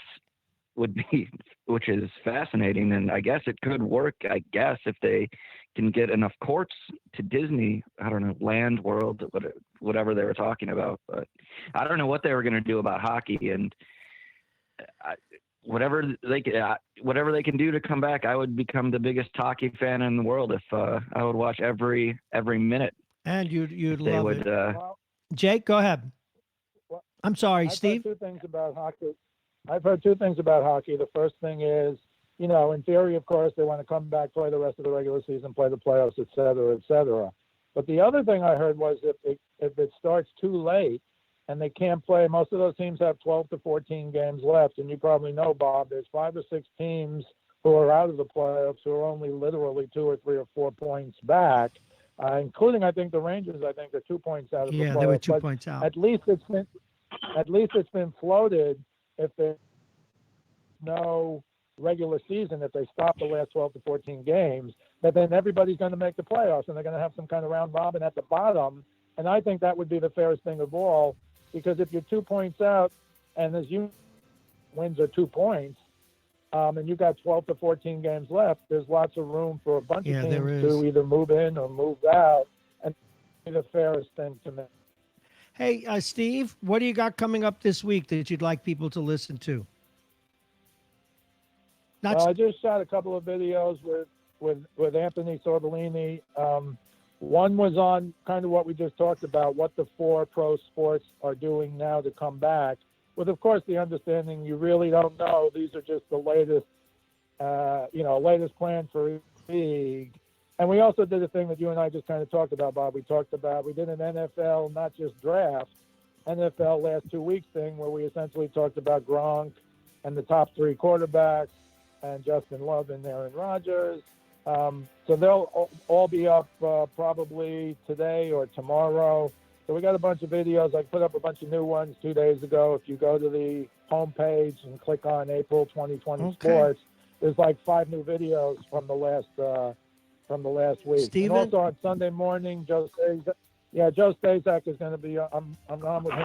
Okay, thank you very, very much. Oh, look at this. What is going on? All right, I lost both of you. That was quick. We're going to go to the next thing. I want to thank Jake Schaefer, and I want to thank, of course, Stephen Callis. Now, an issue came up, and a number of us are aware of it and talked about it a little bit.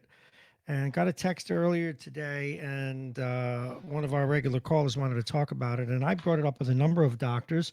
I even brought it up vis-a-vis a friend of mine who passed away, and that is the ECMO machine, which what it is, it's the heart and lung bypass machine. And the heart and lung bypass machine allows you to recirculate someone's blood, okay, while their body is healing. Now, there are not a lot of them.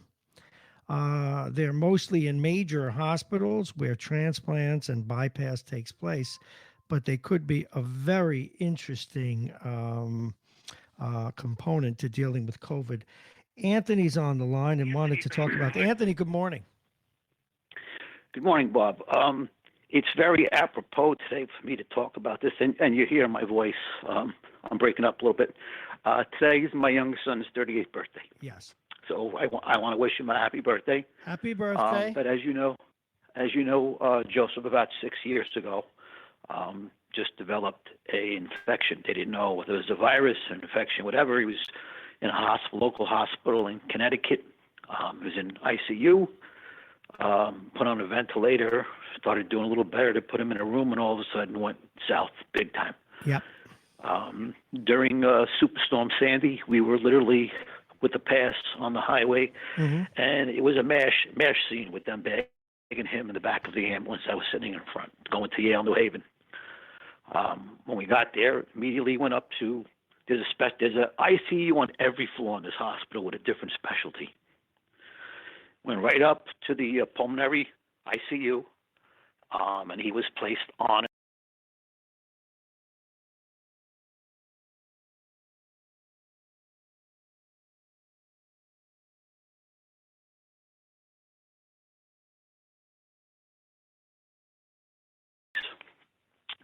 And what they do is they tap into your neck, and there are tubes that go to this machine, and the blood gets recirculated.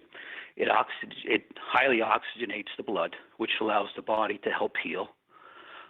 It takes carbon dioxide out, and it takes the load off of the heart also. And naturally, they were pumping him with all kinds of antibiotics and antivirals. To this day, we don't know exactly what attacked his lungs. But it allowed the medications and the machine to thank God he was young and able to fight it even as a type 1 diabetic. Oh yeah.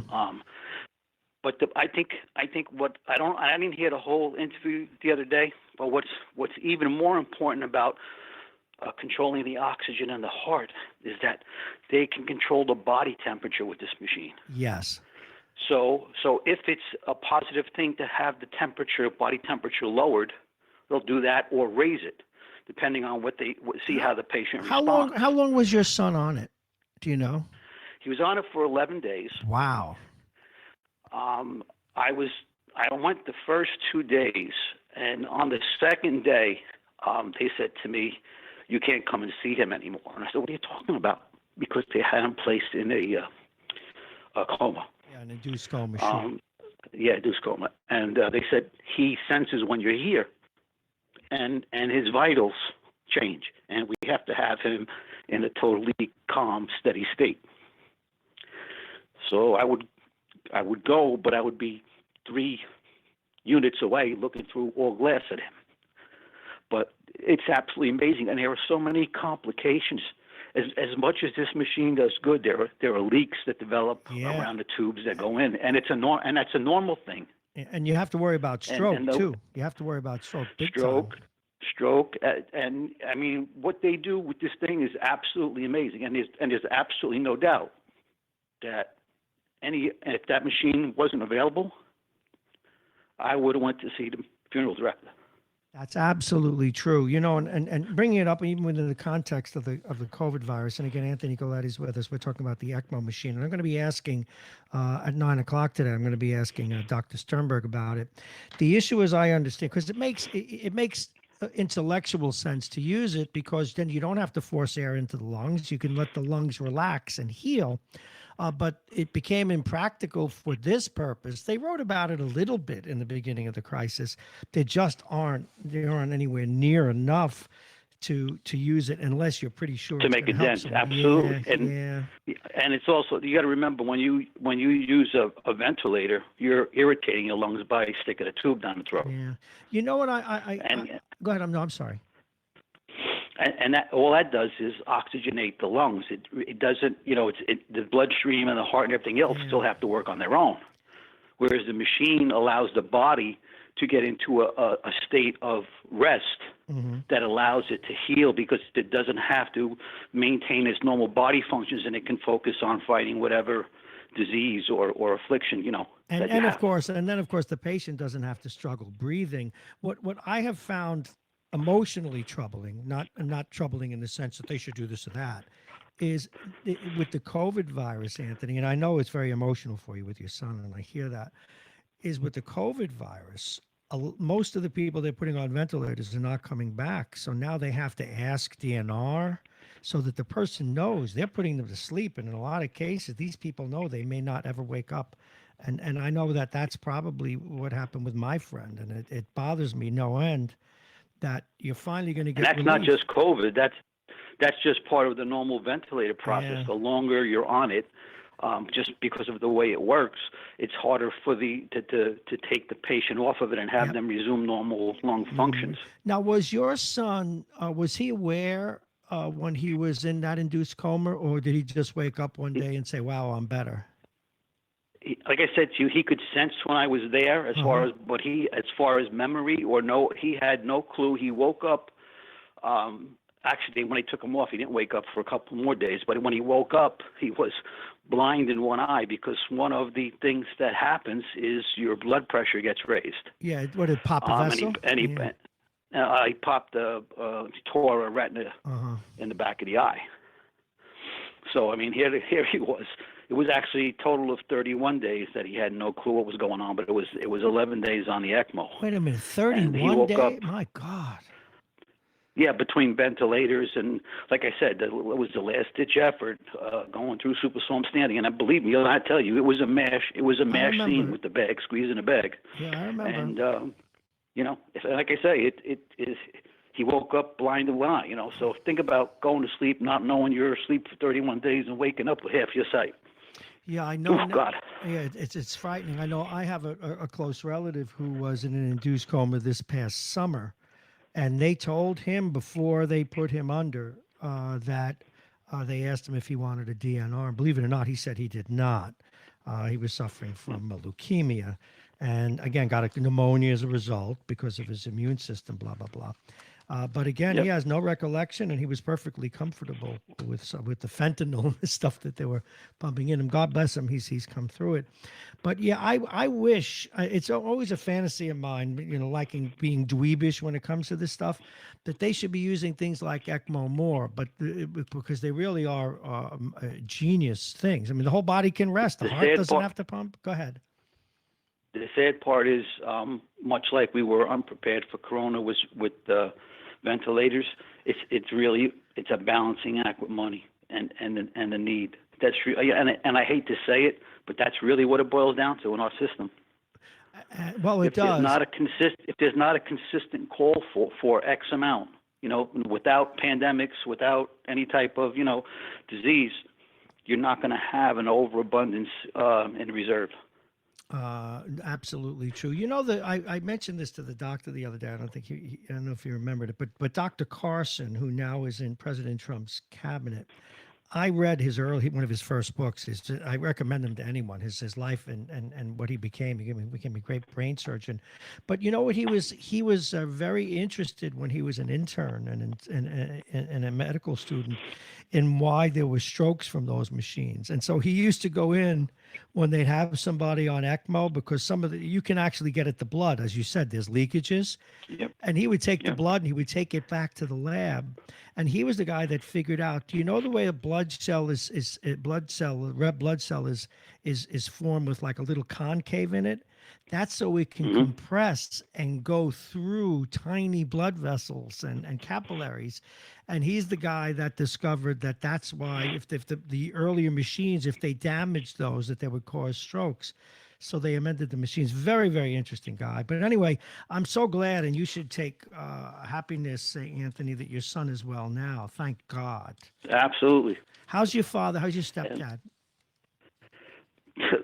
I'm telling you, the man's a pincushion. Thank God he's holding his own. The pneumonia seems to be subsiding. He's not running a fever. The doctor is, kind of like totally amazed. And, he's got, I think he's in day 5 or 6 now of a mandated 14-day quarantine because he tested positive. So, we're hoping for the best. Well, I'll keep your fingers crossed. With this virus, anything can happen overnight, but there are absolutely no signs of fever or his oxygen levels are high, and his oxygen levels are probably higher than mine if they put the thing on my finger. Well, yeah, I get that. Well, some people, that's just the way it is. I've got, as you well know from our off-air conversations, I've got 2 people in my life.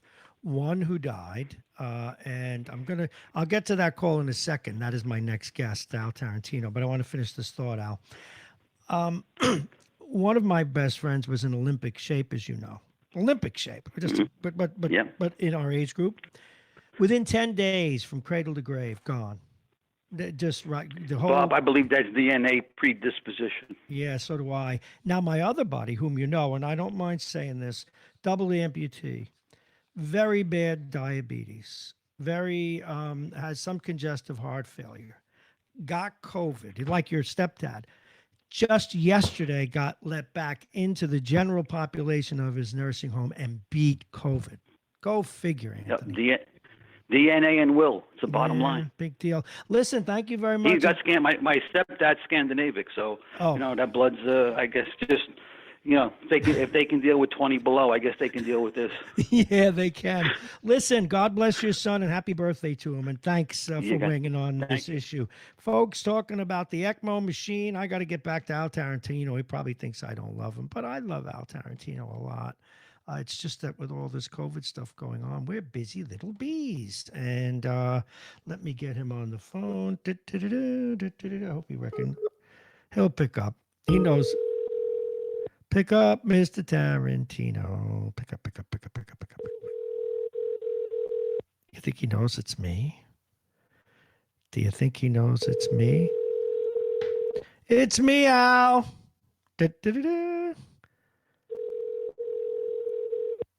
All right, we'll let him call back. He probably thinks that. Okay. Phone is still ringing, but we'll hang up so that he can call us back.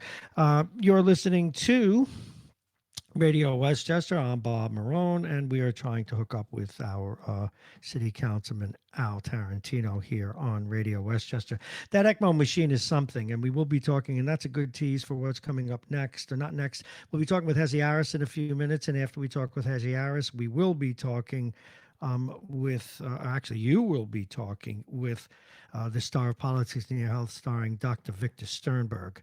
And let's see, he probably called me there. Very happy birthday. Anthony, we got an email. A very happy birthday to your son. And I do believe that Al Tarantino is on the phone. Good morning, Councilman. How are you? Good, Bob. How are you? It's good to hear your voice. Last week we were out dialing for dollars, as you know. I'm still dialing for dollars. Al, I haven't seen a penny yet. Not that emergency funding. They didn't even say no. Although it's starting. I'm starting to hear from people that they're starting to get the money. Okay, well that's a good thing. Because I also replied that we went for that PPE thing, and my bank actually has been very cooperative. Who knew? Anyway, more importantly, Al Tarantino is your city councilman from District 2 here in New Rochelle. How are you and yours? Good. Everybody's good, Bob. I'm glad to Thank hear you. that. How about you? You good? So far, so good. You know what it is, though? I have a lot of allergies and stuff and sleep apnea, so it keeps masking stuff. And my doctor will say, "My God, you could be sick." No, it's not me. Don't worry. Oh my God, you could be sick, but I'm fine. Anyway, do we have any plans yet, given the givens for the city of New Rochelle, to open up in any way, shape, or form? Has that discussion begun? I haven't heard anything. I think what they've been doing is following the lead of the governor, and I think there's an awful lot of people getting very anxious. People are getting cabin fever. The public. As the weather's going to warm up, it's going to be a concern. But as a business owner, I'm getting a little antsy that we can't get any clear answers of the direction we're going. It just seems to be, just stay where you are and wait for us to tell you what to do. And I think, the public, you're seeing it around the country. People are starting to push back now.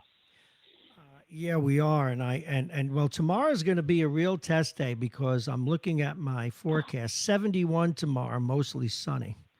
And if the sun stays out longer than not, it's going to get up to 75. It's going to be 75 on Sunday.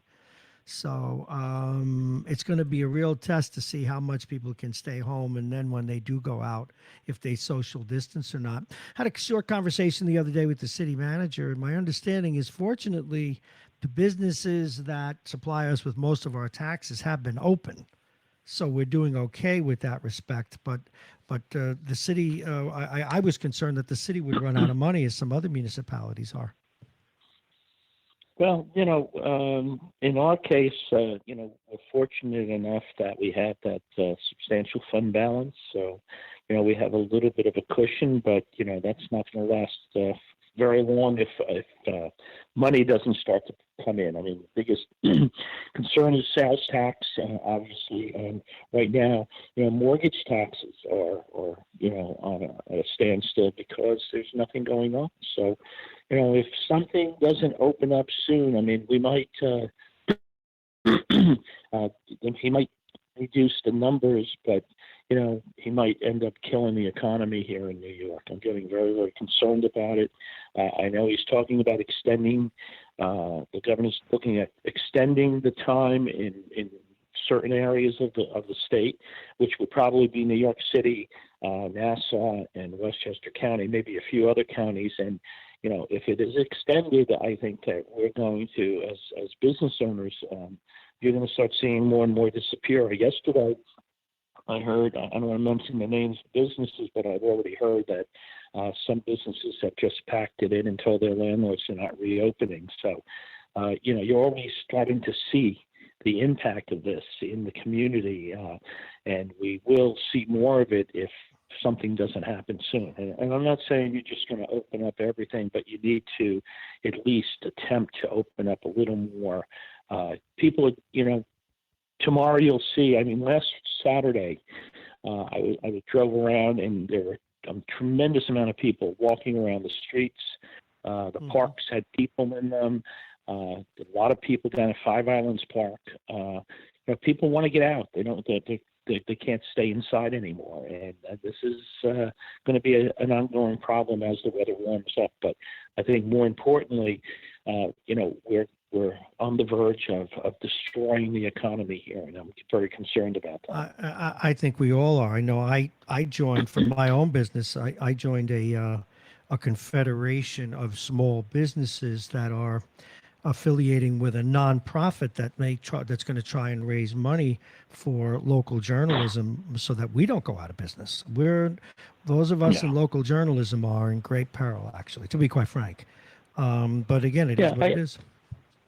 Yeah, I mean, the biggest problem is, the PPP money is starting to flow. I know people have started to get it, but in many cases, it'll keep the business afloat for a little bit of time, but it's not going to keep them going much longer.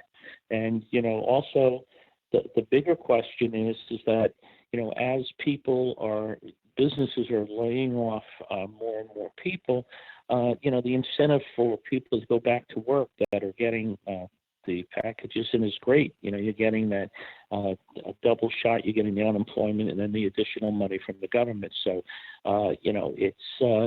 it's a situation that is not good.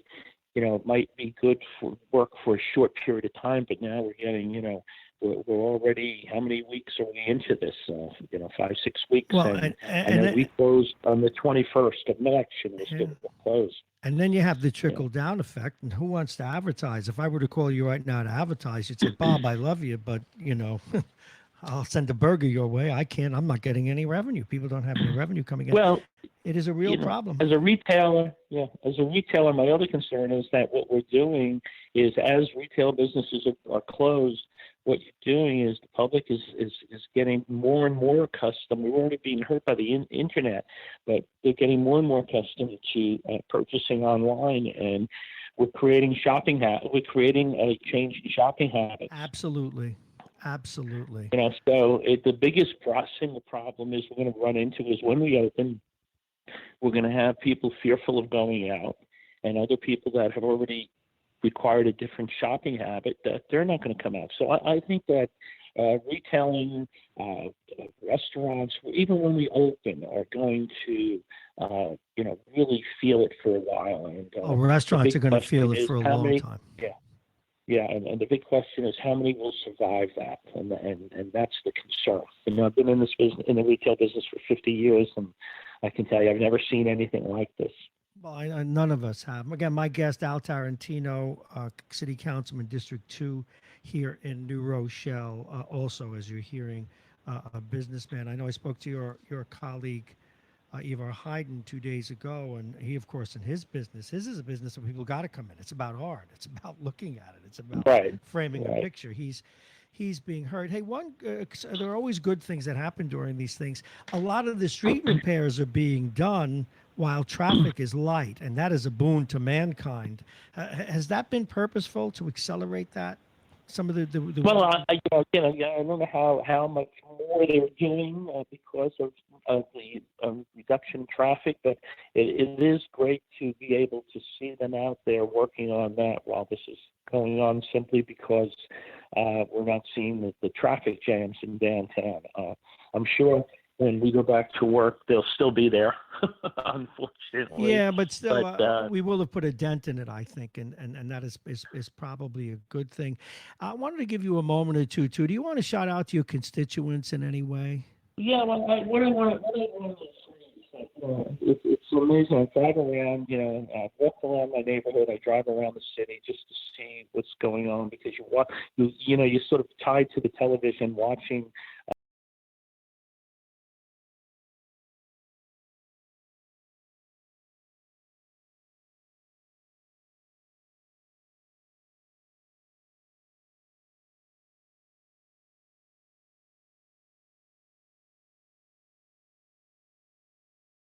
There people who are out there are wearing masks. They're social distancing. They're doing all the things that they're being told to do, and this comes back to my concern about us staying out too long. People are smart. They know what to do. They know that if you're not careful, you're going to get sick, and they don't really, I believe, need the government to lock them in their homes for almost feels like forever. That's tough. So that this isn't going to spread. I think people understand that, and what I've seen it in the streets. I've seen it in stores that I've gone into. People, if they accidentally get too close to each other, move away. Yep. I've seen this over and over and over again, and I think that I think that if they open it up a little bit, I think the public will adjust and keep the social distancing going. But they need a chance to get out of the house, move around, and get back to normal. The most important thing is to get back to normal. But very proud of the people of New Rochelle. Wow. They've done a great job at doing what they're told to do as far as the social distancing and reducing the number of people getting sick. So, Al Tarantino, enjoy. Great place to be. thank you, and stay safe, please. Al Tarantino, too. everyone, District 2, New Rochelle, will be with our next guest in just a moment. Our next guest is, of course, Hezi Harris. He's the managing editor and publisher of the Yonkers Tribune, and this segment's brought to you by Plug-in Virtual Reality, our friends at the Beachmont Tavern, the law firm of Payne and Kahn, Aging Issues Management, and United Hebrew of New Rochelle, a top-rated campus of senior care. Visit uhgc.org. And please welcome once again the Yonkers Tribune man. Has been doing this for many, many years. One of the people that inspired this radio station. Good morning, Hezi Harris. How are you, sir? Good morning. How are you, Mr. Marrone? Pretty Good to well. speak to you. All things considered, I don't know if you listened at all to Al Tarantino. That is about as dour. I didn't have the time today. He was just I waiting. didn't have the time today. He's a city Sorry. council. That's okay. He's a city councilman, Oh, of course. but also a retailer. And I don't think I've ever heard Mhm. him so dour as he was about the economic climate right now. Very concerned about it, and very concerned about habits changing. But that said, as some bit of background, how are things in your city? When do you expect them to come back to life? What stories are you working on? Well, I guess one of the most compelling things which impresses Mr. Tarantino as well as others, and same thing in Yonkers. Unfortunately, we've never really planned for a dour moment in the economy, even though we've known about it for many, many, many years. But we don't have a rainy day fund. We don't have a surplus. We're always looking for a handout from the state. And we should have known that we weren't going to get anything, because the state, before it began even the budget, was in arrears by $6 billion. Now it's turned out it's actually $10 billion short. And we used to be in Yonkers, we used to demand that by the 1st of April, our budget would be passed. Well, interestingly enough, we're not going to begin the process until next week, and we expect to pass everything by the 1st of June. And we are having, again, every year we go through the same crisis. 200 people may lose their jobs. And yet we somehow get by. So I don't know. We're 30 million in arrears right now, and we don't have a plan. But what's fascinating is that the city chose about 6 months ago, to increase the salary of everybody who worked at City Hall. Everybody got a pay increase, huge. And now all of a sudden we find that we're in the hole. How does that work? And I don't even understand why we're not even considering slashing back the pay increase that they got and cutting it even more, because the taxpayer is exhausted and nothing is functioning in City Hall. I'm sorry, it's not working. We have a lot of people who don't come to work. So the economy is dour, very, very dour. That's a great word for Mr. Tarantino to use. Excellent. Yeah, and he's worried too about changing habits, that people are not going to, even when things get back to some semblance of normal, if and when that comes, they're so used to shopping online now that we may not see a return of those shoppers. Well, that's very astute as well, because that's going to make sense. Because it seems that, one of the things that we've done is we've never really promoted local businesses, and we've really focused a lot on delivery. But that all started because we were erroneous in our conduct. Remember, there was a time where you could order something online, you never had to pay taxes. Well, we get taxed in Westchester County, and it did go up a little bit. But the thing that's honest is, if you wanted to buy a camera that you can get in Manhattan, if you went there to buy it, you'd have to pay the tax. If you bought the same camera from someplace up in Maine, as an example, or North Dakota, they wouldn't charge you the tax. And we're talking hefty money. You buy a $1,000 unit, that's an extra $80. So what are you doing that for? But what's really fascinating, and I was thinking about it, where do we get money? Remember, there was a time when Amazon and eBay and all those other retailers that did stuff online were forced to charge tax. So if you came from Montana and you ordered it from there, you had to pay the tax they pay in Montana, and as we would pay it here in Yonkers. But the thing that's interesting is, whatever happened to the money? Where did it go? Who's keeping it? Because it's not being dispersed back to the community. And the reason I say that is we have a plan like that. When you buy a car, if you live in New Rochelle, there are many, many car dealerships there, as you well know. But let's say you wanted to buy a car because there wasn't a vehicle like that sold in New Rochelle. Maybe there was one like that being sold in White Plains. You'd be charged a tax to New Rochelle. And the point is, the city of New Rochelle would get the tax credit that was paid on it. So it gets returned back to the community. And I still wonder, whatever happened to all that money that's being collected by Amazon? Where is it? And why don't we have an accountability on it? And that's not because I'm against Amazon.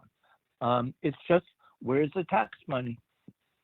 It is an astute point. I do not know. I don't think we tax enough of those kinds of purchases. I want to go back to something you said in Yonkers before. Why? I understand that it's a city with fiscal issues, but every year it seems like the same conversation and the same 200 people are going to be laid off. They never do get laid off, and they come up with the money. And of course, 10 years ago, you once famously told my listeners about $55 million they couldn't find, which they never have found. Right. Why does this go on every year? They never did. And what can happen to change it?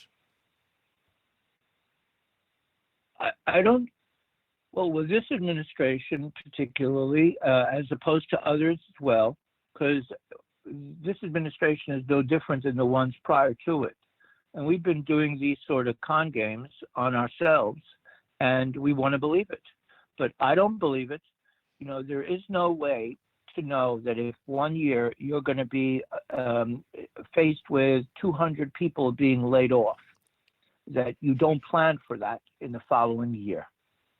There is no reason why our conduct is such that we don't pay attention to these fiscal issues and fiscal concerns.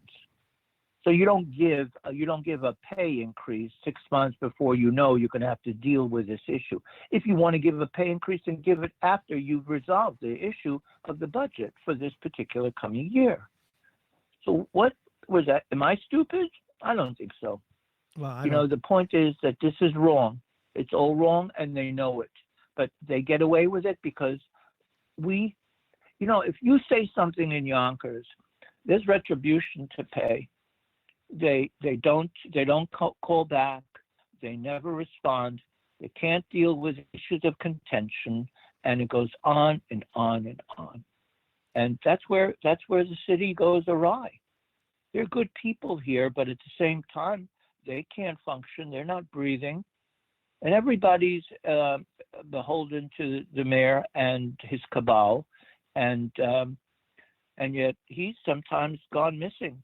We spend more time giving out pizzas than doing what we need to do. I didn't get a pizza. Including, you didn't get a pizza? No, I didn't God! get a pizza. Well, Yonkers is known to have some of the best pizza No, in I the know world. that, but they didn't send me any pizza. Hezzy Harris is our guest, managing editor. No, and maybe publisher I'll of the have Young- to do that. Yeah. Hey, Hez. I'll have to do that. What's at the Yes, top of your sir. queue these days? You always have stuff cooking as we head towards the weekend. What are you working on? Well, I guess the biggest thing is the budget. We're going to explore it. I don't know to what end. It's like a dog and pony show. People come out that are part of the administration, and they present the demeanor of the issue, and they really it's almost like listening to the priest, and he's telling you exactly what's going on, and you nod your head yes. And nobody on the city council is smart enough to ask a question. So I don't know. Where does it go? That's one of the biggest issues. And now all of a sudden, instead of approving our budget in April, we're going to be able to approve it by in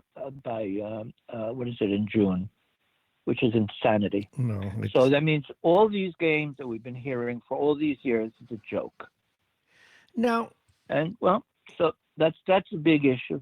That is the big issue, isn't it, in your town? I had another question I wanted to ask you. Oh, about. yeah.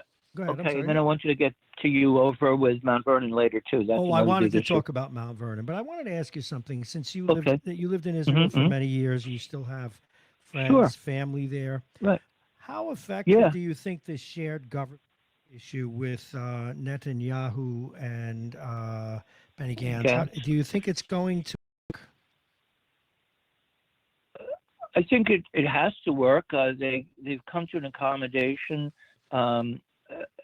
Gantz's party, the blue and white, literally got eviscerated over time as they were negotiating, as he was negotiating with Netanyahu about a government for sharing. And then this whole blue and white party collapsed when he said, he would work with Netanyahu. So Netanyahu is almost like the devil for some people, and he's a savior for others. I can't imagine it's going to fall apart. The only thing that could conceivably happen is that this accommodation may still prove at the end that Netanyahu is wiser than the rest of them, and he'll be able to eclipse even the time sharing, where half of the administration that he would lead initially may not actually go to Gantz. Well, where he But certainly Gantz also. Go ahead. I'm sorry. Yeah, go ahead. No, what I was saying, where he's certainly wily, problem. while he's certainly wily, Mr. Netanyahu, the thing is, will he ultimately escape these indictments? I mean, this power sharing ability and the way they're doing it will allow him to legally defer it. But sooner or later, he's going to have to face justice. And one thing we've learned about Israel, they don't have a problem putting a former prime minister in jail if he's found guilty. Well, that's been the past, but everyone has had two options in life because of the coronavirus. In Israel, for example, Netanyahu has been given a gift in the sense that he's been handling the coronavirus issue very, very well. So even though there are over 10,000 people have been proven through testing to have been infected, the death rate is very, very small in comparison to those that were infected. So that's good. So he's done very well with that. And the country's been engaged very much on the cutting edge with new technology in the hope that they can come up with items that will ameliorate this over time.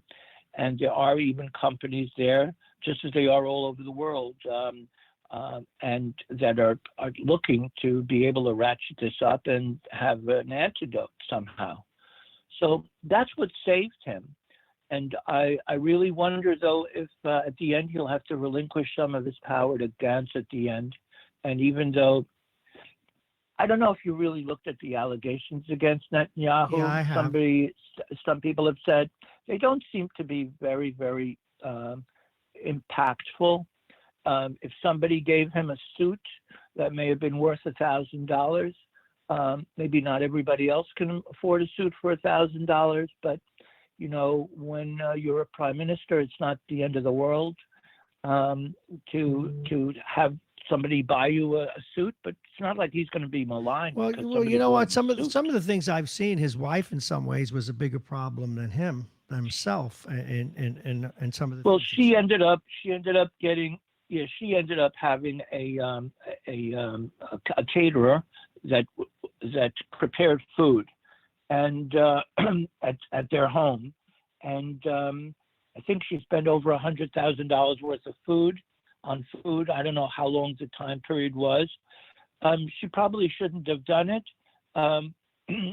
So, sometimes when the powerful people are powerful, the people don't really know how to get them legitimately, so they come up with, I think, frivolous concepts. Okay. And so we'll see. But I hope that the Israeli jurisprudence will, at the end, bear out. If there's legitimacy to these allegations, then he should be let go. He should be dismissed. Okay, it's 8:51. Let's go to one of my favorite subjects. And in fact, I have listeners who told me, Marrone? yeah, they tell me, Bob, it's worthy that you keep fighting and want someone to look into that city, but you're beating a dead horse. They almost give up and they say, Mount Vernon's been corrupt forever. It's going to continue to be corrupt. Move on. What's your take on this? And now the comptroller's doing the same thing to this mayor that she did to the previous mayor. And she, as I've often suggested, maybe she was a hero during the Thomas administration. Maybe she's a hero now. But why does the state has he continued to allow this dysfunction where we actually had the mayor had to buy medical supplies out of her inaugural ball monies? I mean, what the hell's going on in that town? What's your take? How does Deborah Reynolds continue to exist? I think.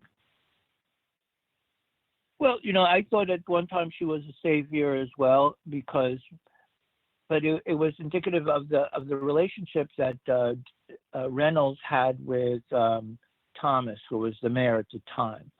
Thomas was not open about his conduct, and so he made believe that he was in the right, but he never gave her the paperwork that she required. And even if she didn't require it, there was no big deal for him to present it to her anyway. So it was like a battle. For absolutely what reason, I don't know. But now I'm starting to believe that, considering that Deborah Reynolds' conduct is being repeated over and over, and it doesn't really matter who's the mayor, I don't know what she wants, but it seems like she's more incompetent than anything else. For example, they had to purchase fire trucks and for the fire department, and it turned out that was presented to the city, and she wanted to get a bill a bill for it, but yet they delivered the product. So, I mean, what more do you want? You've got the product in Mount Vernon. You're supposed to pay it. Then pay it already. And that's been delayed. I don't even know if they even ever resolved it. Well, So, some of the stuff that's gone on, I mean, once again, she's not paying basic bills and saying the same thing that she said when Thomas was in office, that, well, you're not providing the receipts. Now, they had a famous face-off where she actually said, I mean, we've got it on video, where she actually said to the mayor, I got Thomas and I'll get you. What But what the larger question for me is why the state has never stepped in and why the comptroller has never for the state of New York. And again, I've seen the paperwork. You know how we operate. I foiled the paperwork. And say what you will about Thomas. I looked at it. He invited in the comptroller, and the nature of the paperwork that I read was investigate me, investigate the city, investigate the comptroller, but please come in. And they came in for a day and then they left. And I just if you ask Mount Vernon right now, they'll tell you that they've requested input for best practice from Thomas DiNapoli, the New York State Comptroller. So he sits at the top of the food chain when it comes to best practice with financing and fiscal responsibility. Well, that's what we're told, and I tend to believe that. But what's interesting is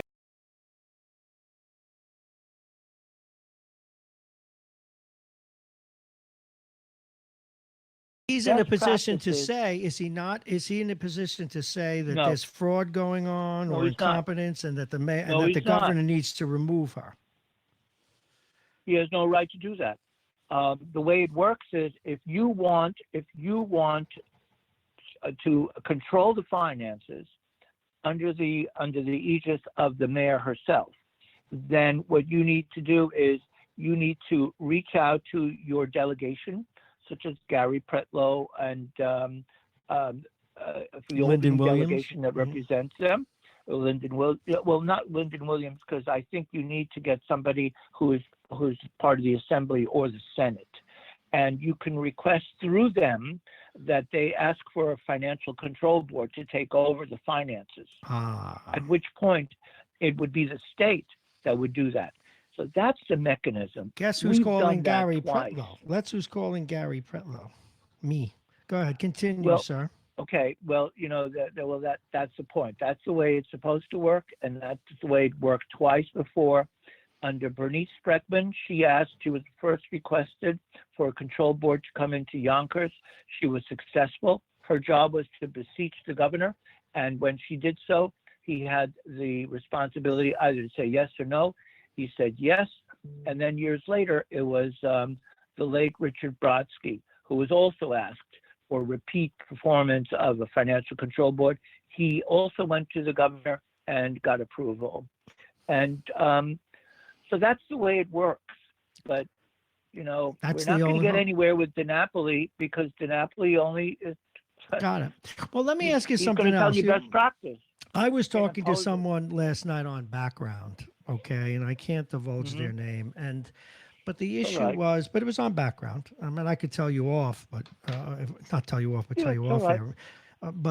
And he said that that this county is so political, and it gets in the way of all of these things. For example, Reggie Lafayette he had a job in the administration, in the Mount Vernon administration. I do believe he was the secretary of one of those control or whatever.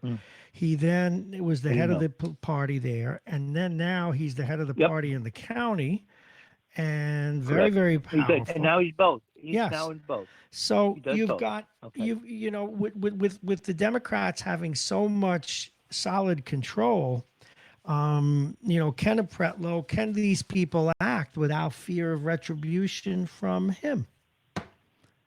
Because something's rotten in that town. If the mayor beseeches Gary Pretlow, who is the assembly member for the district, and there's no real problem. And I think it's Ms. Biaggi who is a representative for them on the Senate side.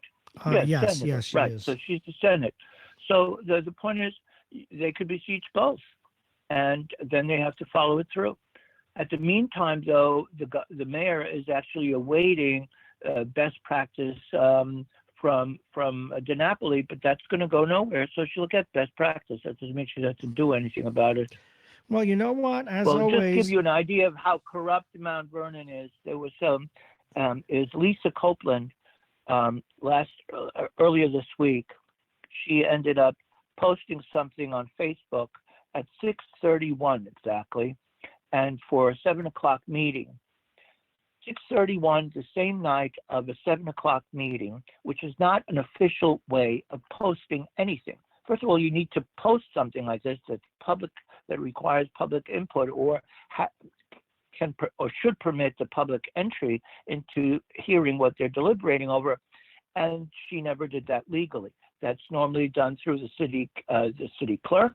It wasn't done through the city clerk. Mm-hmm. And even if she had the right to do it, it wasn't 24-hour notice. And the reason for that was they wanted to pass legislation regarding tax amnesty. I understand that's crucial, but you could have waited 24 hours and done it officially like normal human beings, but no. And then the audacity of it, there was one of the city council member, Ms. Duarte, writes in the next day or two, oh, how important this was.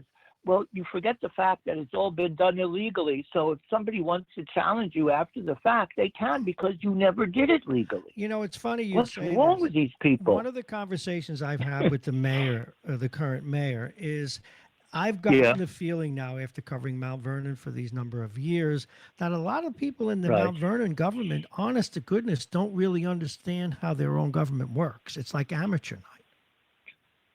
I think they do understand it. It's just that they've been allowed to get away with it for so long. They now feel that this is their demeanor, and it can be.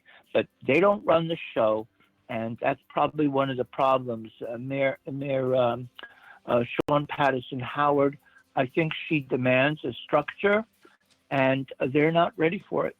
Well, or they don't want to rise to the occasion. Well, you know, I've learned to be careful about having any idols when it comes to politics, but I'm rooting for her. I don't have any idols.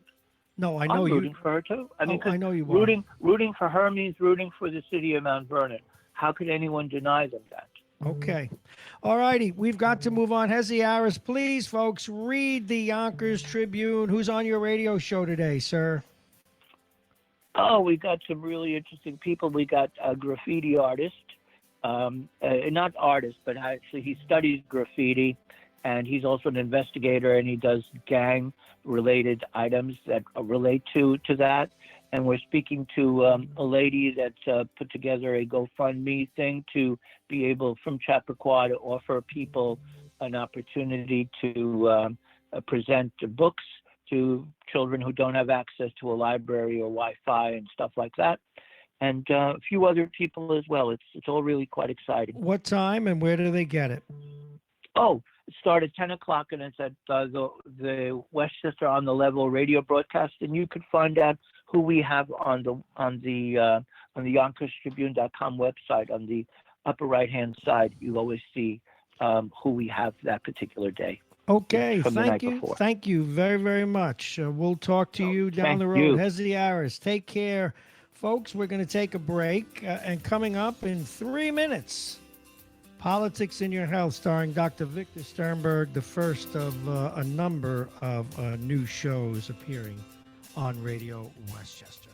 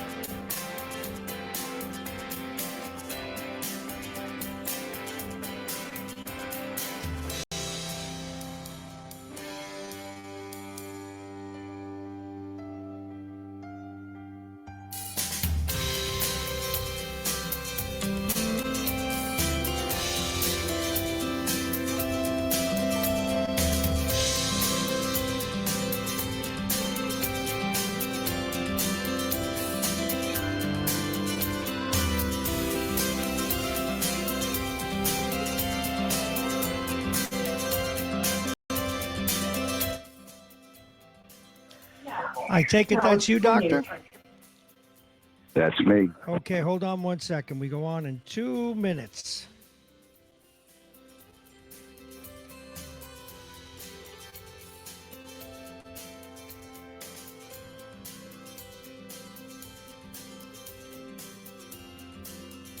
Alrighty, folks, as you heard, because I am engineer, call screener, marketer, bookkeeper, chief cook, and bottle washer, occasionally you hear some of the stage management that goes on. We know that the host of our next show is already on the line, Dr. Victor Sternberg. He's the host of Politics in Your Health. But first, we need to do another look at the weather, thank our sponsors, and get rolling. Again, that show coming up in 2 minutes. But first, let's take a look at the weather, and the weather is brought to you exclusively by United Hebrew of New Rochelle, voted one of America's best rehabilitation and senior care campuses, and it's right here in New Rochelle. Visit uhgc.org. It's 51 on its way to 65 today. It's cloudy. We're going to have scattered showers off and on today, getting up to the mid-60s tonight, 51. Tomorrow, a lovely day ahead. Mostly sunshine, 71. Getting down to 53 at night. Sunday, another nice day, but partly cloudy. Getting up to the mid-70s. 2 nice days. If you get out there, though, please remember social distancing. Be very careful. The virus still lurks. Sunday night, 56. Monday, another sunny day. Mid-60s at night, 46. And this hour coming up is brought to you by United Hebrew of New Rochelle, the top-rated campus of senior care. Visit uhgc.org. Also, Aging Issues Management, the law firm of Pena & Con, Dominic's Fine Cigars, pluginvirtualreality.com, and please patronize our friends at the Beachmont Tavern. They're open from 11:30 to 1 in the morning. They're right on North Avenue here in New Rochelle, across the street from the college, from Iona College. Call them up, go pick up some goodies. You can get food. You can also get a libation. The burgers are good. The wings are good. 636-9533. 636-9533. They'll deliver, but if you call them, the bag will be waiting for you when you show up.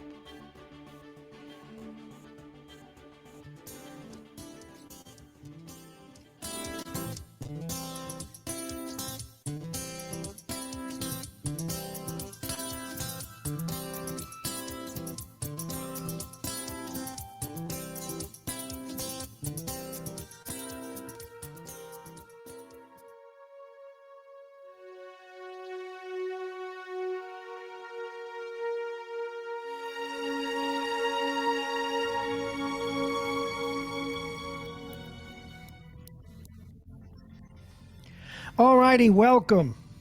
Indeed, welcome to Politics and Your Health, starring Dr. Victor Sternberg. Dr. Sternberg is a periodontist by trade, but more importantly, Dr. Sternberg is someone committed to prevention, committed to your overall health. He's committed his life to it. He's committed his practice to it. He is, though, mostly concerned about how the politics of this great nation, indeed the planet, affects your health. Please welcome the host of the program. I'm Bob Marrone. I get to ride side saddle, be sidekick, but he is the host of the show. Please welcome Dr. Victor Sternberg. Good morning, doctor. How are you? Good morning, Bob. Maybe one of these days we'll see the sun for maybe more than a couple of hours. Well, you're going to see it tomorrow, doctor. If you just heard, I did the weather. Tomorrow we're going to have a sunshine getting up to the low to mid 70s, and then again on Sunday, more to the cloudy side, but 74. It should be interesting. But more importantly, it's great to have you back hosting. This has been a great program now for 6-7 years. We've been doing this, and you certainly have distinguished yourself. And I'd like give people, since it's been a while, give people an overview of why you started doing this program and what matters most to you about our health and about the politics of our health. Why do you do this program? Well, I started out with a show that I felt I wanted to teach the public and provide information about dental health, which was not coming forward from my profession. And I felt after many years of practice, over 40 years, that I've observed the benefits of people getting regular, excellent care, and most importantly, being educated to take care of themselves. Because as I looked at my patients over decades, the ones that really were committed and followed through with what I taught them to do to remove the bacteria from their teeth maintained dental health for decades. And the ones that didn't, or came in irregularly, or never went to a dentist, and never mastered or interested in mastering oral hygiene, ended up with enormous amount of dental issues, loss of teeth, expenses which exceeded their ability to pay for dentistry to replace their teeth. So it's clear to me in this one model, my little practice, that what I've observed, that personal behavior and the commitment of the practitioner to prevent rather than just treat disease made a huge difference in the outcome for people. And so I wanted to bring that message to, to my community. And I thought the best way to do it was to take some time on the radio and share what I knew. It started out as strictly a dental show with people calling with dental issues and questions, morphed into the concept of preventive medicine, which was really the most important aspect, what I've learned from my practice, that it's about prevention. It's not, treatment is necessary, but unfortunately, as we see, the outcomes are not always great and the economics are staggering. So I began to do research onto all the diseases that are running our medical bills through the ceiling, and became clear to me that just like in dentistry, the behavior of the individual, and particularly the lessons taught by the healthcare practitioner, were the most important methods of preventing disease, and the outcome was very different if the healthcare provider was committed to prevention as opposed to treatment. So that began as the genesis, and it morphed into everything else we've done for the last number of years. Well, and it's something that you've done well. A couple of things about dentistry, doctor, and then we could move on. And I did want to talk a little bit about your attitude towards opioids for people who are listening for the first time. You're listening to Politics in Your Health, starring Dr. Victor Sternberg, his first show on this network. Dental insurance, unless you're getting a minor filling or unless you're getting your checkup, doesn't cover very much after that. And that has to be troubling for someone who does what you do, not just because you have to make a living and you have to charge people, but you have to ask people to pay for stuff that they don't have the insurance to pay for. Do we ever foresee dental insurance really mattering very much? Dental insurance I call it an oxymoron, because it doesn't insure you of treatment if you have significant problems. It would be analogous to medical insurance that capped out at $10,000. Okay, just make sure you don't get cancer, have a heart attack, don't develop any serious medical problems, because the dental benefits, and I've, in the course of my career, when I started in the 70s, it would cover up to $1,000 a year. Okay. Go forward now, 47 years, and it's about $2,000 a year. Okay. The cost of dentistry has gone up 5 or 6 times since that. Just like education, when I got out of Tufts University Dental School, tuition was $2,000. Now it's $125,000. So what's happened is we have kind of downsized dental care. It became a benefit that was too expensive to pay directly to the dentist from the company. So they hired companies. They paid the corporations would pay a little bit into a pot, throw it onto their medical plan. They wanted to save money, so the insurance companies want to make money, so they're going to provide minimal benefits. Because just remember, Bob, somebody comes in with a mouthful of decayed or missing teeth, they can spend tens of thousands of dollars for health care, for dental care. Insurance companies would not make money. And the cost to the provider, the company that's insuring you, would be astronomical. So we've basically gone through many myriads of approaches. Some institutions have what's called, they pay themselves. They bypass the insurance company. So the company will put money in a pot for each employee, and as they use it, they'll pay it out. That makes it easier. That eliminates the middleman. But essentially, dental insurance is great if you don't have any dental issues, unfortunately. That's why I get back to prevention, Bob, because you cannot pay yourself if you can't. That is exactly where I knew you would go, Doctor. Prevention, particularly when it, well, come with all the aspects of healthcare, which the doctor will be talking about in the weeks ahead. But particularly with dentistry, prevention can save you a lot of money, a lot of time, and a lot of grief. It costs a lot of money to be in practice today. And one of the things you've talked about over the years, as I sort of recap the highlights of your radio career, is every time they come up with a new bell and whistle, you have to buy it or not. And it figures into the cost of both running your practice and the cost of the bills that you have to submit to clients. How much is that a factor? And is it still tough keeping up with that technological race? Yeah. This is the existential problem about becoming a dentist. I have a young lady who visits me, and she wants me to recommend her to dental school. She's now graduating at Iona College. And I just looked her in the eye and said, listen, I love my profession, but I'll tell you that if I was beginning today from the family that I came from, I could not pay for my college, could not pay for my dental school, could not pay for my graduate school at the level of tuitions that for my education that I had today, I would do it over, would be approximately $750,000 plus. Okay, there is no way in God's creation. If I have students at Toro that are just going to dental school and their bills are up to $500,000, and I went on beyond 2 or 3 years beyond that. Now, doctor, So that's just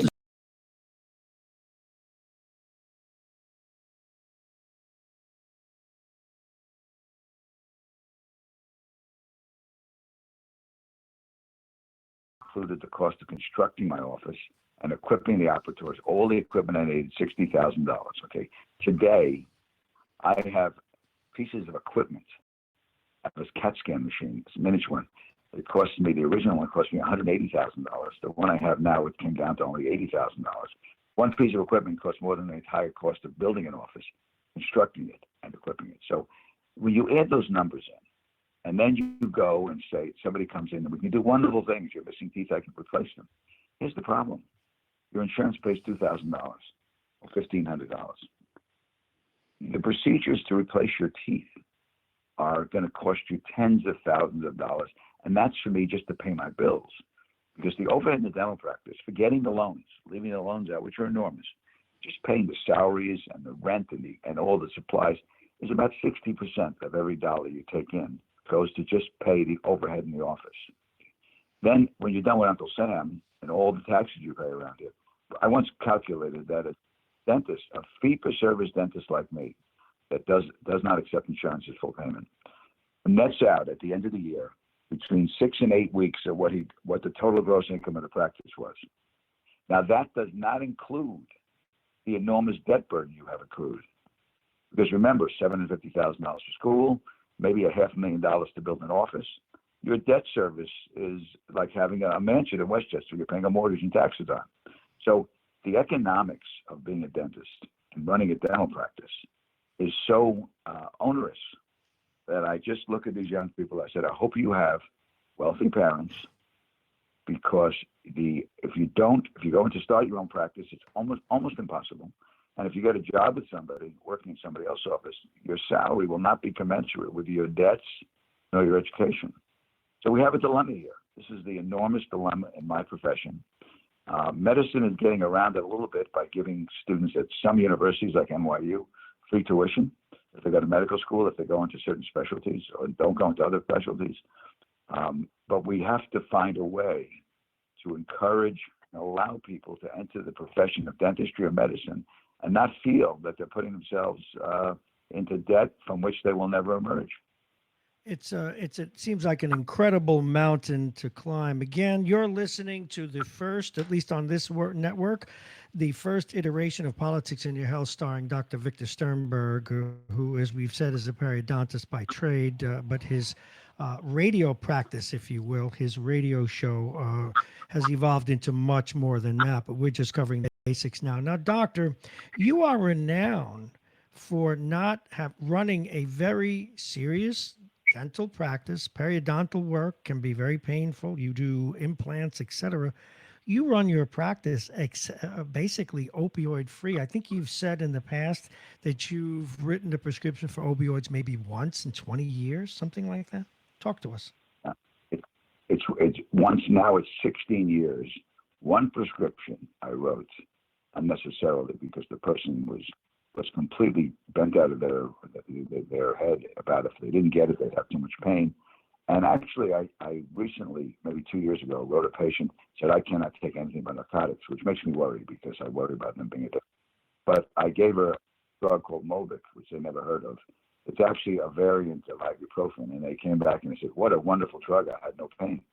So many years ago, I took a lecture at the New York Academy of Dentistry by a professor of pharmacology.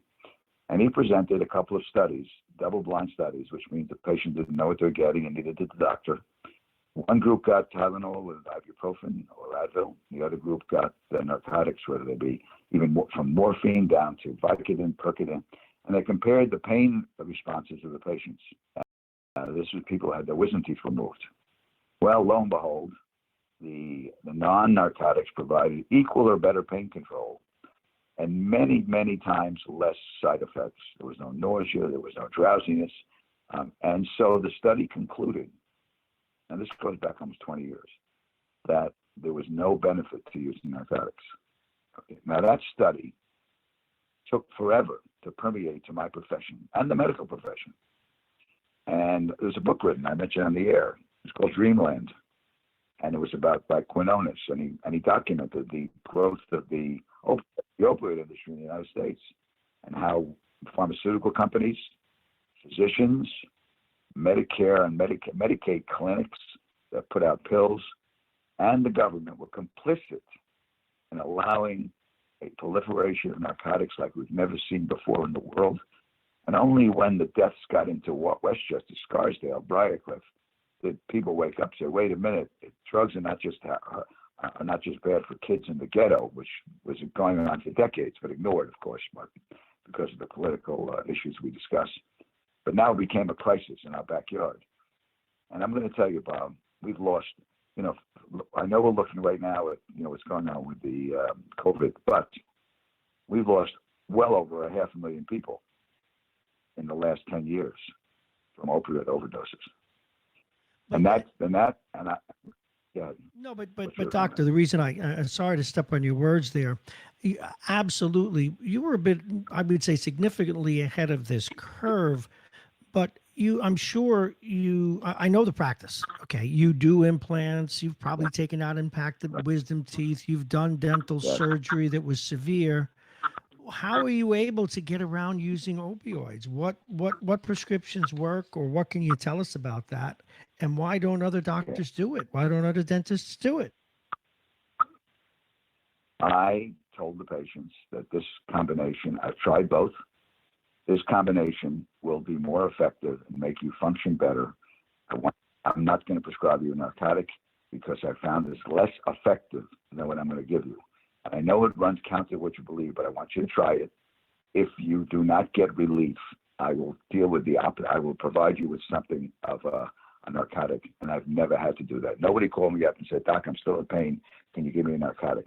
My nurse, who unfortunately developed the virus and almost died, about 5 years ago, went into the hospital for a deviated septum and some nasal surgery. They kept giving her Percodan, and she was not in relief. She didn't get any relief. I said, Becky, take some ibuprofen. They won't give it to you. They take ibuprofen and the Tylenol. The pain went away without a narcotic. So this is in a hospital setting. And there's a lot of incentives to use narcotics because, number one, it's good practice. My doctor provides me with good pain control. When a patient walks into an office and they want to give them a non-narcotic, but wait a minute, I need something stronger. The doctor wants to please the patient.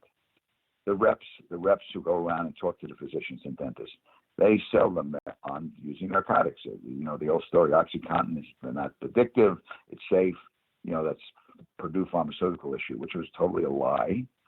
And many deaths, and finally lawsuits up the yin yang going on. But again, Bob, you know what? It is a lack of insight, knowledge, and commitment. That is why we have no significant preventive health care in this country. I teach at a dental school, and when a patient walks into the school and it has a lot of dental disease, and we're about students about to tell me all the things they're going to do to replace and repair the teeth, I ask the student this question: First, tell me how the patient got here. Because at 12 years old, they have 28 perfect teeth. How did they go from 28 perfect teeth to half the teeth are missing and decayed? You think it was divine guidance? I said, if you don't figure out how the patient got here, you're only going to temporarily replace what's missing, and a couple of years we'll be back here for the same thing all over again. So I asked the student, give me a toothbrush, give it to the patient. Show me how you brush your teeth, I said to the patient. They have no clue. They could do as well not brushing. So I said to the student, this one event that I'm showing you is the single most important thing you do as a dentist. If you don't teach your patients how to effectively take care of their mouths, you have an annuity. It's called, they start with a filling, they end up with a crown, then they end up with a root canal, then they end up with an implant, and then they end up with no money. That's the outcome of not picking up a toothbrush and handing it to somebody. So just think about that model now in diabetes, in other medical conditions. I'm going to morph now into the high instance of death in the Black community from the COVID virus, if you'll allow me. Okay, I would like to do that. And Doctor, that is a perfect segue because I wanted you to cover your dental career as the foundation, the framework for what evolved into your commitment to prevention in all matters of medical, in all matters lifestyle. And my next question to you was, what are the issues of the day that you bring before us? Again, you're listening to Politics in Your Health, starring Dr. Victor Sternberg.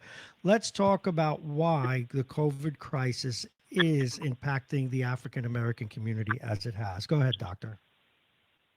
Okay, first of all, I did a little homework on the lifespan of African-Americans in America versus other ethnic groups, Caucasians and Asians. And the lifespan of an African-American male in this country is 10 years less than an Asian and about 6 to 7 years less than a Caucasian. The question is, why is that? That's number one. That's been a scandal forever, but never addressed by a health community or any of the communities of color.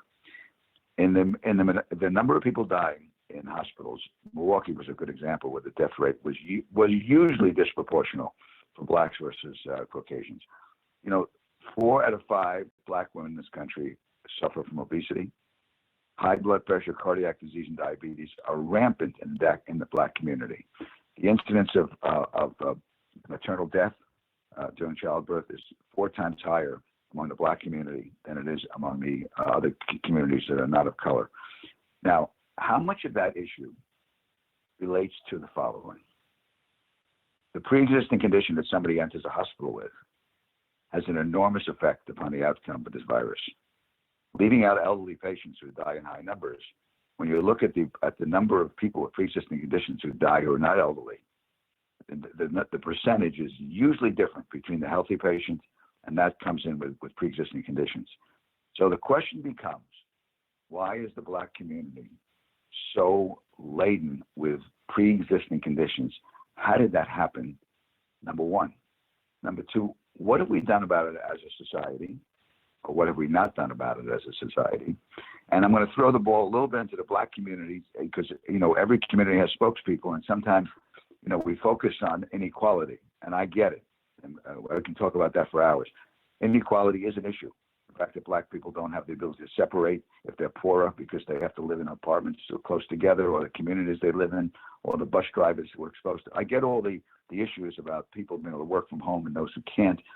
But it gets back to the issue of, let's stay with the issue that's not as politicized, that issue being healthcare. Why is the Black community less healthy? And that's a question that, if you put 10 people together, depending on where they are on the political spectrum, you're going to get, on the right, they're going to talk about lifestyle and culture. On the left, they're going to talk about racism. No one is going to have an issue dealing with the essential questions. What do we do about this? So this is, the hue and cry is justified. But this is not something that's a new issue.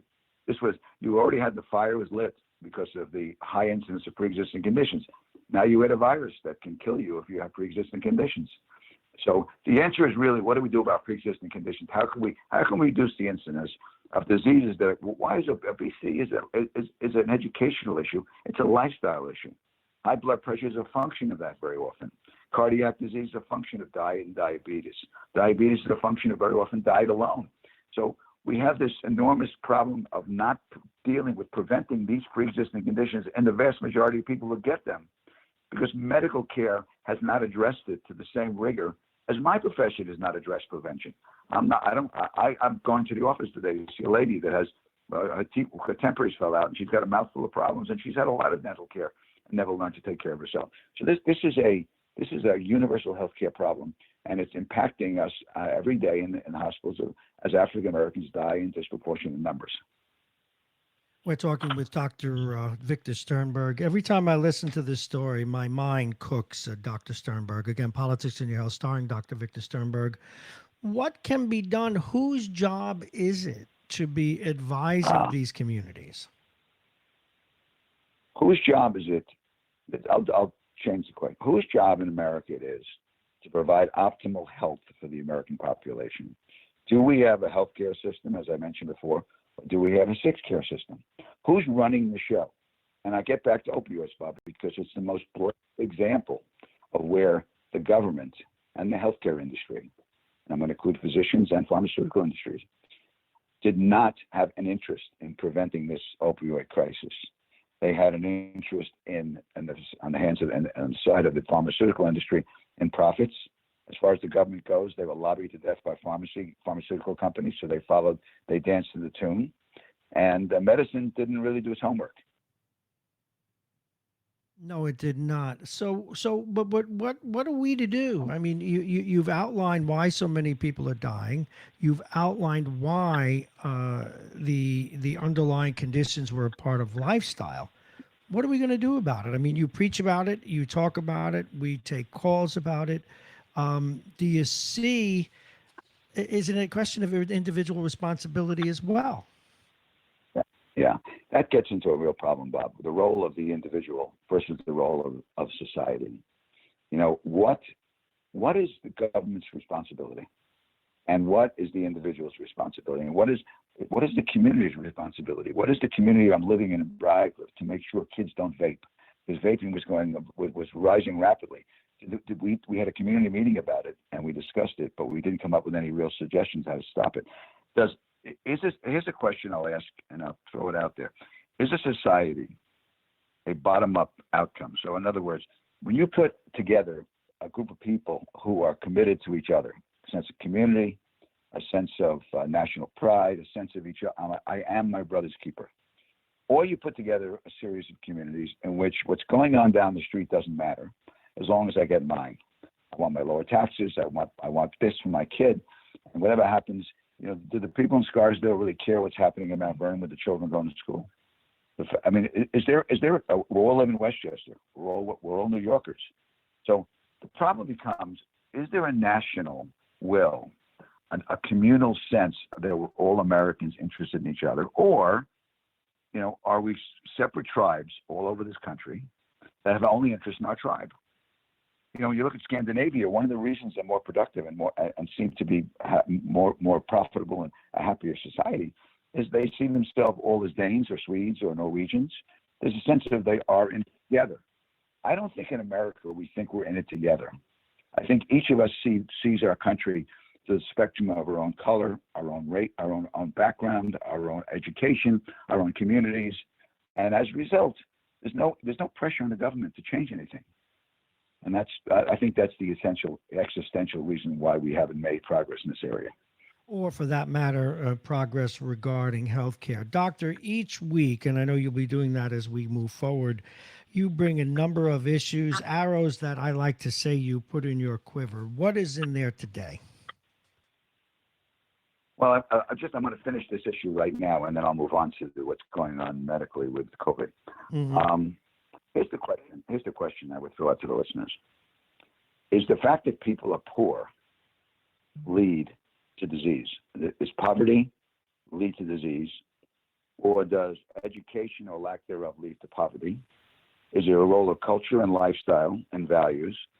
Or is everything about racism and all causes of disparity in healthcare and economics totally due to racism? And those questions, we have a hard time debating those questions because there's truth on all sides. The problem is there's no black or white answer. And what happens is politicians line up on one side of that issue or the other based on the constituencies they're representing and their own desire to be reelected. So the problem is The problem is that we have not elected the best and brightest to be our leaders. What we have elected is people who have political karma. They know how to influence people, how to speak to them or get them riled up about something. The best and brightest, as I watched Bill Gates last night discuss how to deal with this virus, I see the best and brightest in America on TV when I look at a guy like Bill Gates.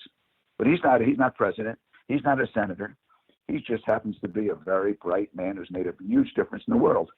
So as long as we don't have the best and brightest with the best intentions representing us, expect as the Einstein's theory of insanity, doing the same thing and expecting a different outcome.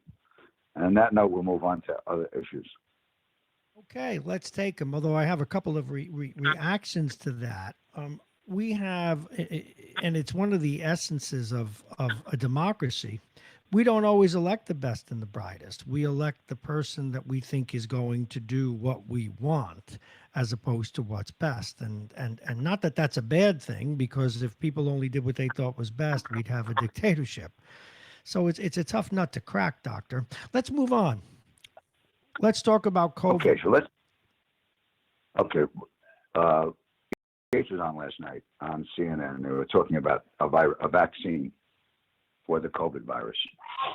Dr. Fauci says we can do it within a year, by January, but he said that's only under the best of circumstances. Mr. Bill Gates says, 5 years may be more realistic. This is not so simple, and it's a complicated issue because obviously we know from the vaccine for the flu, it doesn't work that often, right? A lot of people get the flu no matter what, and the virus keeps morphing. Bill Gates was presenting the existential problem with vaccines, that getting everybody vaccinated against this particular virus is going to be very, very challenging. Because remember, when you introduce something into society on a mass level, you're going to have negative outcomes for some people. And so he was very realistic about the fact that he felt a better approach was finding the ability to develop antigens that which are what the body produces, which is a foreign body that induces antibodies in the body, finding a way to do this in order to have the body defend itself, basically using the body's immune system to fight the virus rather than trying to immunize the patient, which is much more complicated, getting a vaccine for everybody. And I thought it was very interesting to hear a scientist who has no financial interest in the outcome, although he is financing laboratories. Bill Gates, with his own money, his own billions of dollars, is financing healthcare discovery in the area of finding an alternative way to do this other than vaccines that would be quicker and more effective. So I was fascinated by that, because then you get the flip side. The flip side is the politicalization of this issue, where the president comes up with all kinds of ideas to make it the treatment more effective. Whether it be the hydroxyquinoline or God forbid Lysol, or we're going to knock this out tomorrow. This is where you get politics involved with science, and politics, you and I know, has one purpose: political votes. Science has one purpose: finding truth. Okay, they do not coexist, because the truth may not be comfortable for people, or may take longer to find the truth. But a political hype sounds great sound bites. We found an answer. We're going to be okay. And so we have the struggle between science and the science is very complicated. It's not simple, folks. I wish it was, but it's not simple. No, it's not, Doctor. Let's take a look at some of the things that are before us. Opening up slowly, opening up quickly, not opening.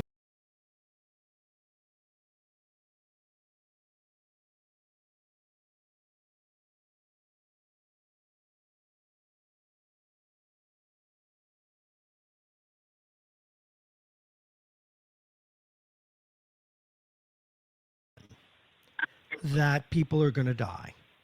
And that's just a risk we have to accept. When does society accept that risk? At what point is it acceptable? Who makes that decision? I'm glad I'm not president. Yeah, that's a good question. Well, obviously, there are three factors here. Okay, one is the factor of, is it a health decision? Second, is it an economic decision? And the third, is it a political decision? So if I'm president of the United States and I got a lot of unhappy people and people that support me, I'm going to think I got to get people back to work. Otherwise, I'm not going to get reelected. That's the political viewpoint. the economic viewpoint is, what's the downside of us staying? I'm sitting home for 2 months already here, and I've applied for a loan to run my practice. There are a lot of young practitioners that are going to go bankrupt, and there are people out there that can't live on unemployment. They have more. I look across the street; these mortgages on these houses are not insignificant, and they have their taxes, which are not going to be reduced. How are they going to do that on unemployment benefits if they don't have money in the bank? The economic issue is real. This is not This could be a recession, depression like we haven't seen in our lifetime. And then there is the issue of health. I did some research on 1918 during the great epidemic, the Spanish flu. And by the way, they had no trouble calling it the Spanish flu, but we have trouble calling it the Chinese flu, which is interesting. But anyway, so in Denver, Colorado, and in San Francisco, right after the virus, they closed up the city. The virus peaked, started to come down. The number of deaths went down significantly. They opened the cities up. Boom, the cases skyrocketed. And the second wave was more deadly than the first. So obviously, history tells us that when we open up, there's a very good chance there's going to be a second wave of this virus. And the question is it something we have to pay the price to have an economy that doesn't become a depression? And I don't have the answer to that, Bob. I don't know whether we can stay home much longer without having long-term economic effects that will be very difficult to overcome. Going into a recession, depression, which will last for a while, may have a very deleterious effect upon the psyche and the well-being of Americans. So I think we should sit down, and I think the best idea was Dr. Fauci. He gave a very clear path to opening. Steps 1, 2, and 3. He was very clear about it. Has to be continuing declining deaths and cases, and then you limit opening and gradually do it and see what happens. In Sweden, they didn't really close down, and the economy has done better, but they've had about 4 or 5 times more deaths than they had in Denmark and Norway. But the Swedes are willing to pay that price because most of those deaths, half of them, were in nursing homes. In America, a lot of our deaths have also been nursing homes. So, this is a draconian problem, Bob. There's no easy answer to this issue. And anybody that tells you we should open immediately or we should stay closed is probably not dealing with the repercussions of either one completely. That's absolutely true. But at some point in time, even if we make the best possible decision, as what we've seen in Sweden tells us, that people are going to die. Now, if I can just focus on nursing homes and assisted living facilities for a moment, Doc, it's turning out to be one of the issues that needs work. We understand that there are people living close together and who are, of course, because they're there, they have either pre-existing conditions or they're older. How do we keep nursing homes from being an acceptable loss because we have an epidemic? What do we have to do differently, or are the costs too preemptive to do that? I don't know what we can do, Bob, because yes. For instance, let me give you an example. My friend is in a rehab center in New Jersey he had cancer and had his leg removed. He's rehabbing. And when the virus broke out, they had a lockdown where nobody could visit them anymore. I couldn't visit him. His family could not visit him. Nobody was allowed to come to that institution except the workers that came in and out, and they wore masks. Well, the New Jersey governor passed a law that said you can't exclude someone from a nursing home if they have the virus, because what are they going to do with these people? Families can't, for whatever reason, they have to go into a facility. Well, they brought the virus into the facilities, and that was the beginning of the end. My friend tested positive, as did many people there, and a number died. Bob, we don't have an answer. When you have something contagious and so deadly, how do we isolate people and still provide them any quality of care in their lives? There's no answer, Bob. Unfortunately, it's very similar to the issue of pre-existing conditions. You have a very vulnerable population, and unfortunately, these kind of viruses and diseases are going to wreak havoc with the lives of people that are vulnerable. And until we come up with some way to either treat it, some antibody therapy that we can prevent it from becoming fatal. It's not that we should prevent it. We're not going to prevent the disease. We have to prevent it from being a fatal disease. That's the bottom line. Doctor, are you at all surprised that there are elements of this disease that break the mold? In other words, we've had respiratory diseases before. We've had SARS-type illnesses before. In fact, as you well know better than I, that certain coronaviruses are the common cold. But now they're seeing neurological events. They're finding traces of the virus in the heart muscle, the virus rather. It's affecting taste and smell. And again, there's this the case I always, and the two people in my life. One of the healthiest people I knew in 10 days, cradle to grave, gone. Another fellow, double amputee, very serious diabetes, as in fact that was the causal, with congestive heart failure, beats the virus. How can that be? This has a lot to do with the immune response. Remember that the virus is a foreign body, and your body tries to defend itself. It produces an inflammatory response, which is basically how the body defends itself. When a foreign invader comes, white blood cells and other cells rush to the area with fluid.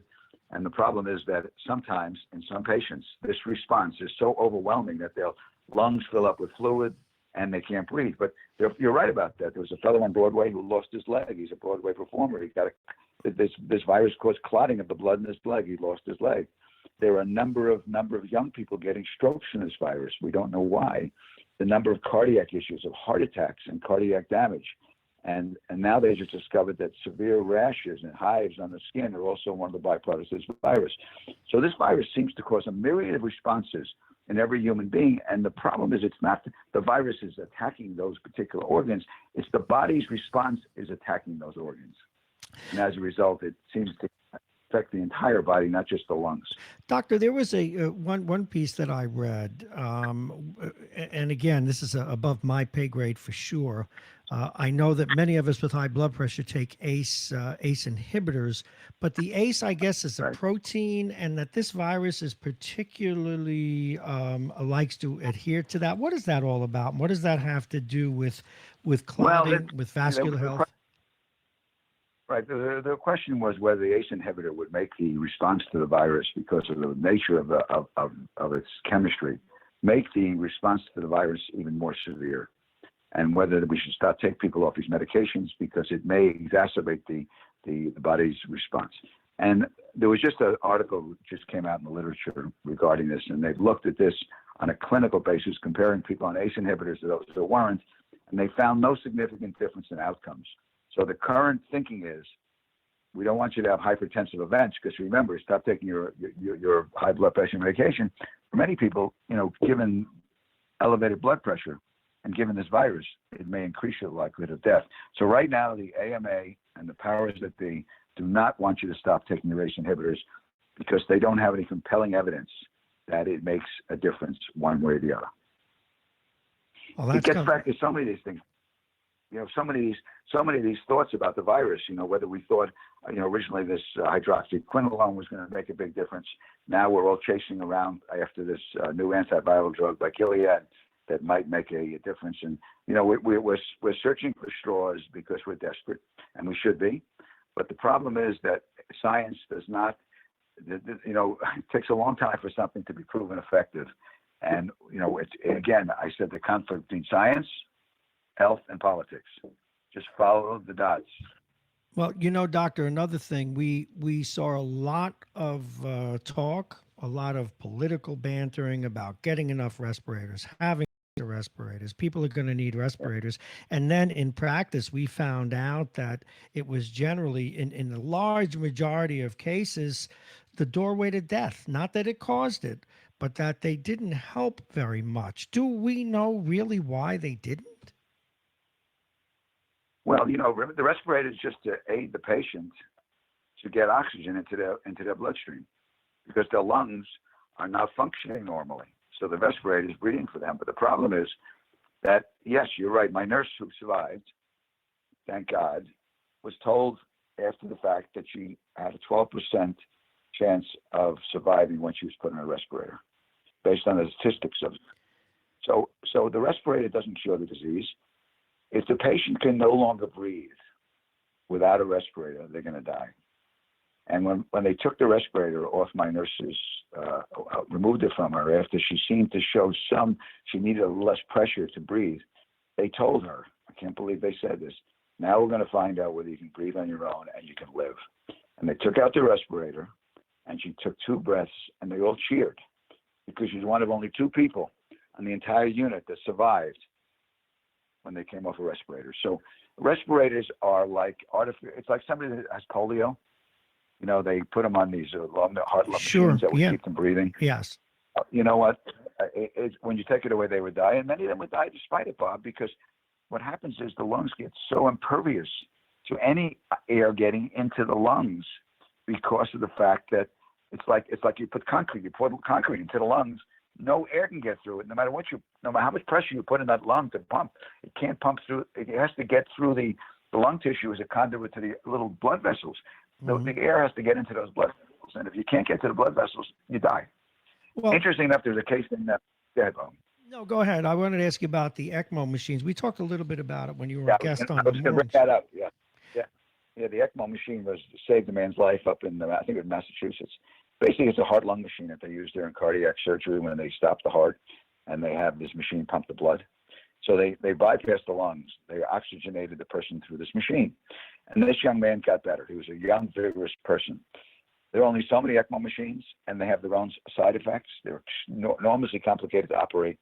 Major medical institutions have them, but they do bypass surgery. A lot of local hospitals don't.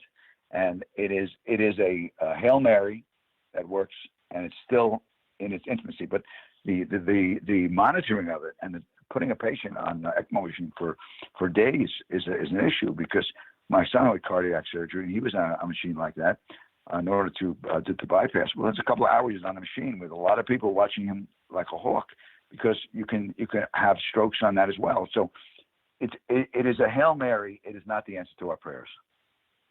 Well, one of the things that is unclear about this virus is if early intervention does help. I know in the case of my friend, his wife is again positing at this point, maybe he didn't go to the hospital soon enough and treat his pneumonia early enough. Do we know that early intervention makes a difference yet, or is it too early to know? That's a hard question, Bob. You know, I've read statistics that once you get to the intensive care unit, even before you go on a ventilator, the death rate is 50%. How many people have literally gone to get a test, was sent home, and died the next day, where the onset was so severe? We don't really have statistics on this. We do know that once you get on a ventilator, your chance of living is probably 20% maximum. I don't know whether it matters, Bob. I think, again, all the statistics medically, it remains to be seen whether the patient recovers on their own or whether the support we give them makes all the difference in the world. 20% of the people who get this virus get very sick. And among that group, maybe 5% get critical. We don't know why. We know that certain people are more prone to it. But once you get into that critical area, it becomes more a matter of whether your body can make it or not. So I'm going to leave that question to the scientists when they look at the books, maybe a couple of months from now, to tell you whether it matters. Well, one of the Rubik's Cubes they're trying to deal with is why some patients who do well, some patients who exhibit minimal symptoms, but they're showing incredibly low oxygenation in their blood. In other words, they'll look at the patient, they'll look at the oxygenation rate, and they'll say, this person ought to be on a respirator, but they're breathing fine and they're in no distress. That has got people scratching their heads. Bob, you know what? When you get millions of people in this country, 1 million people are positive, when you have hundreds of thousands of symptomatic patients, you're going to have a myriad of responses. Just like the young man that lost his leg, it's a rare occurrence. The strokes are rare. There is, when you have a virus that attacks everybody differently based upon their immune system, and there's no magic answer. Yes, you can go from being well one day and being very sick or dying 2 days later, or somebody else can take weeks and weeks and weeks and survive like that man did in Massachusetts. I'm just finishing a book now on the Great Plague of the Middle Ages, and it spread all from China all across Europe and killed between 50 to 70% of the people of Europe died within months of getting this. You have no idea. People would be sick, dancing in the morning and dead in the afternoon. Depending what kind of pneumonic plague they got, the survival rate was at the highest 18%, and the other two type 0%. And in Europe, it took 2 centuries to replace the population to where it was in 1346. So this is mankind's. We're fortunate that we do not have kind of virus. But it's a wake-up call, and I hope we listen to the wake-up call. When the Cold War broke out and Russia blew up its first atomic bomb in 1949, we then went into hyperventilation and we built nuclear weapons because at one time we had 15,000 nuclear weapons, enough to destroy the world 50 times over. We spent trillions of dollars for something to prevent it, so that if Russia attacks us, we'll kill them and we'll all die. Very interesting philosophy, mutual assured destruction. Okay, why have we not? And when will we fund the National Institute of Health and the CDC with the kind of funding to prevent an apocalyptic event happening next time? We have not done that, Bob, because there's nobody in Washington, Bob, that knocks on the door of Senator McConnell and say, you know what, we got to build these F-35 bombers at $1 billion apiece because we have to stay ahead of the Russians just in case. And by the way, we need you to fund our program for $50 billion. Well, the congressman or senator said, that's a great idea. We got to make America strong. We spend the money. Nobody's knocking on the door of that congressman saying we need to put more money in the CDC or the NIH because we need to prevent something that may happen. As Bill Gates said, more likely to wipe us out than nuclear weapons because there's lobby and no money being made. Doctor, you, as someone, and again, the reason for this show, and we'll get into in the coming weeks more about politics and be taking calls, prevention. Under that banner, what about the immune system? We've heard Fauci and others talk about it's still important to get enough sleep. It's still important to get good nutrition. What are the real hallmarks in the medical field of an immune system? For example, I used to have a problem with canker sores when I was younger. And but finally, my body built up its resistance. Don't get them a lot anymore. But if I don't get enough sleep for enough days in a row, I'll get one. What is it about the immune system, and how do we keep it strong? Well, look, the old adage is nothing has changed, Bob. Number one, since I've been home, I've been taking an hour-long long walk or treadmill every single day for an hour. Exercise seems to affect the immune system for reasons that were not clear, but we know it improves the production of endorphins, which produce a sense of well-being. There's no question that regular exercise seems to improve the immune system. Diet, what you eat, what you put in your mouth, and the obesity that you develop or don't develop has an effect on the immune system. Do you know that body fat, or that belly fat that people get, that's an inflammatory factor. It actually increases the level of inflammation in your body by having that body fat. So diet, nutrition, getting good sleep, and exercising, and not smoking, all those things can markedly improve the immune system. And that we've known this for a long time, and yet, do you hear this? When do you see an ad? When you see an ad for diabetes, what do they show you? They show you an overweight person that's taking a new pill and swearing that his A1C went down. When a study was done, they took a group of type 2 diabetics and they put them on diets. When they lost 33 pounds, every one of them no longer showed that they had diabetes based upon their blood sugar. No medication, diet alone. So, Bob, everything you've already learned about taking care of yourself, don't smoke, don't drink, get exercise, eat well, get sleep, all of that will be the one thing you can do to make your immune system more powerful. It's not going to be given to you in a pill. So how do you get people to do this? How do you get people to not go to McDonald's? How do you get people to take an hour walk every day when they can? How do you get people to make sure they get enough sleep? And this is again getting back to the issue. How do you motivate a society to take care of itself? How do we do that, Bob? Yeah, in my practice, I sit there every time and I do it over and over again with people. I don't show people how to clean their teeth and say, that's it. I say, show me. It's not working. Do it again. And if they show them my office enough times, they'll get tired of hearing it or they won't come anymore. One of the two. Well, I know since I became a patient of yours, whenever I brush my teeth, I can't get you out of my face, which is frightening in another. Yes.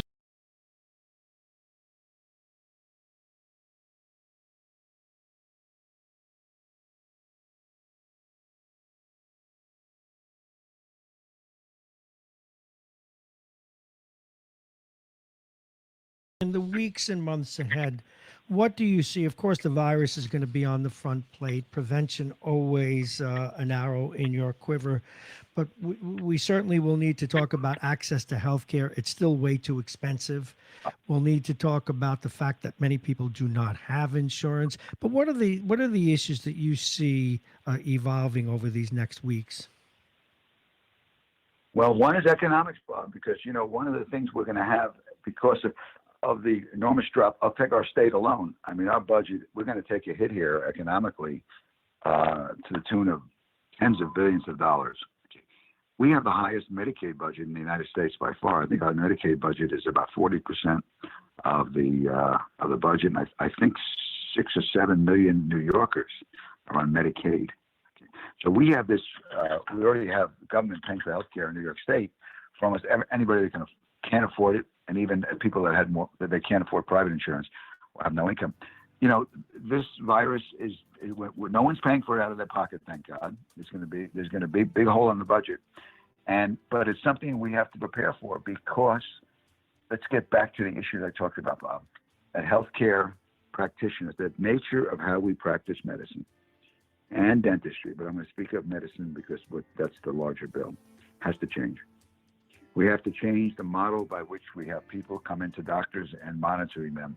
We have to have a different way of making the system, the outcomes, equal the expense. Education is a perfect example, Bob. We spend more money in the state than any state in the United States. Our educational outcomes are mediocre at best. We're in the middle of the pack. How come? Why does nobody look at that issue? So until we start looking at how the healthcare system should morph into something preventive-oriented, we will never cure ourselves and treat ourselves out of a disaster medically or financially. We cannot afford to stop going back to the old ways. And hopefully this is an example, but Bob, you and I know 9/11 happened and all Americans were unified. Now we're divided up like the Civil War. I wish I was a optimist, but I'm not.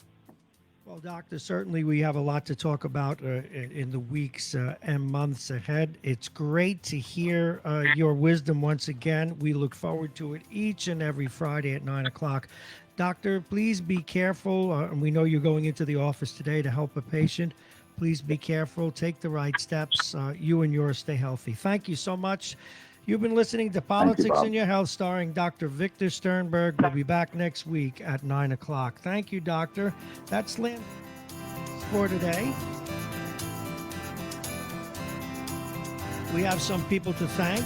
Of course, we want to thank all of our guests today. Vince Russo, Janelle Albritton, Steve Callis, Jake Schaefer, Hezi Aris, Al Tarantino. Who did I miss? And of course, this last show, Dr. Sternberg. We're signing off as a station now, not as a show. Well, that was the morning show we thanked, but we thank Dr. Victor Sternberg, and we're glad that he is back on the air. Now, as you heard, we had a couple of people on today who are on together. We will be taking calls next week when Dr. Sternberg returns to the airways. We want to thank our friends over at the Beachmont Tavern, Plug-in Virtual Reality, Dominic's Fine Cigars, the law firm of Payne & Kahn, Aging Issues Management, and United Hebrew of New Rochelle, a top-rated campus of senior care. We'll see you Monday morning.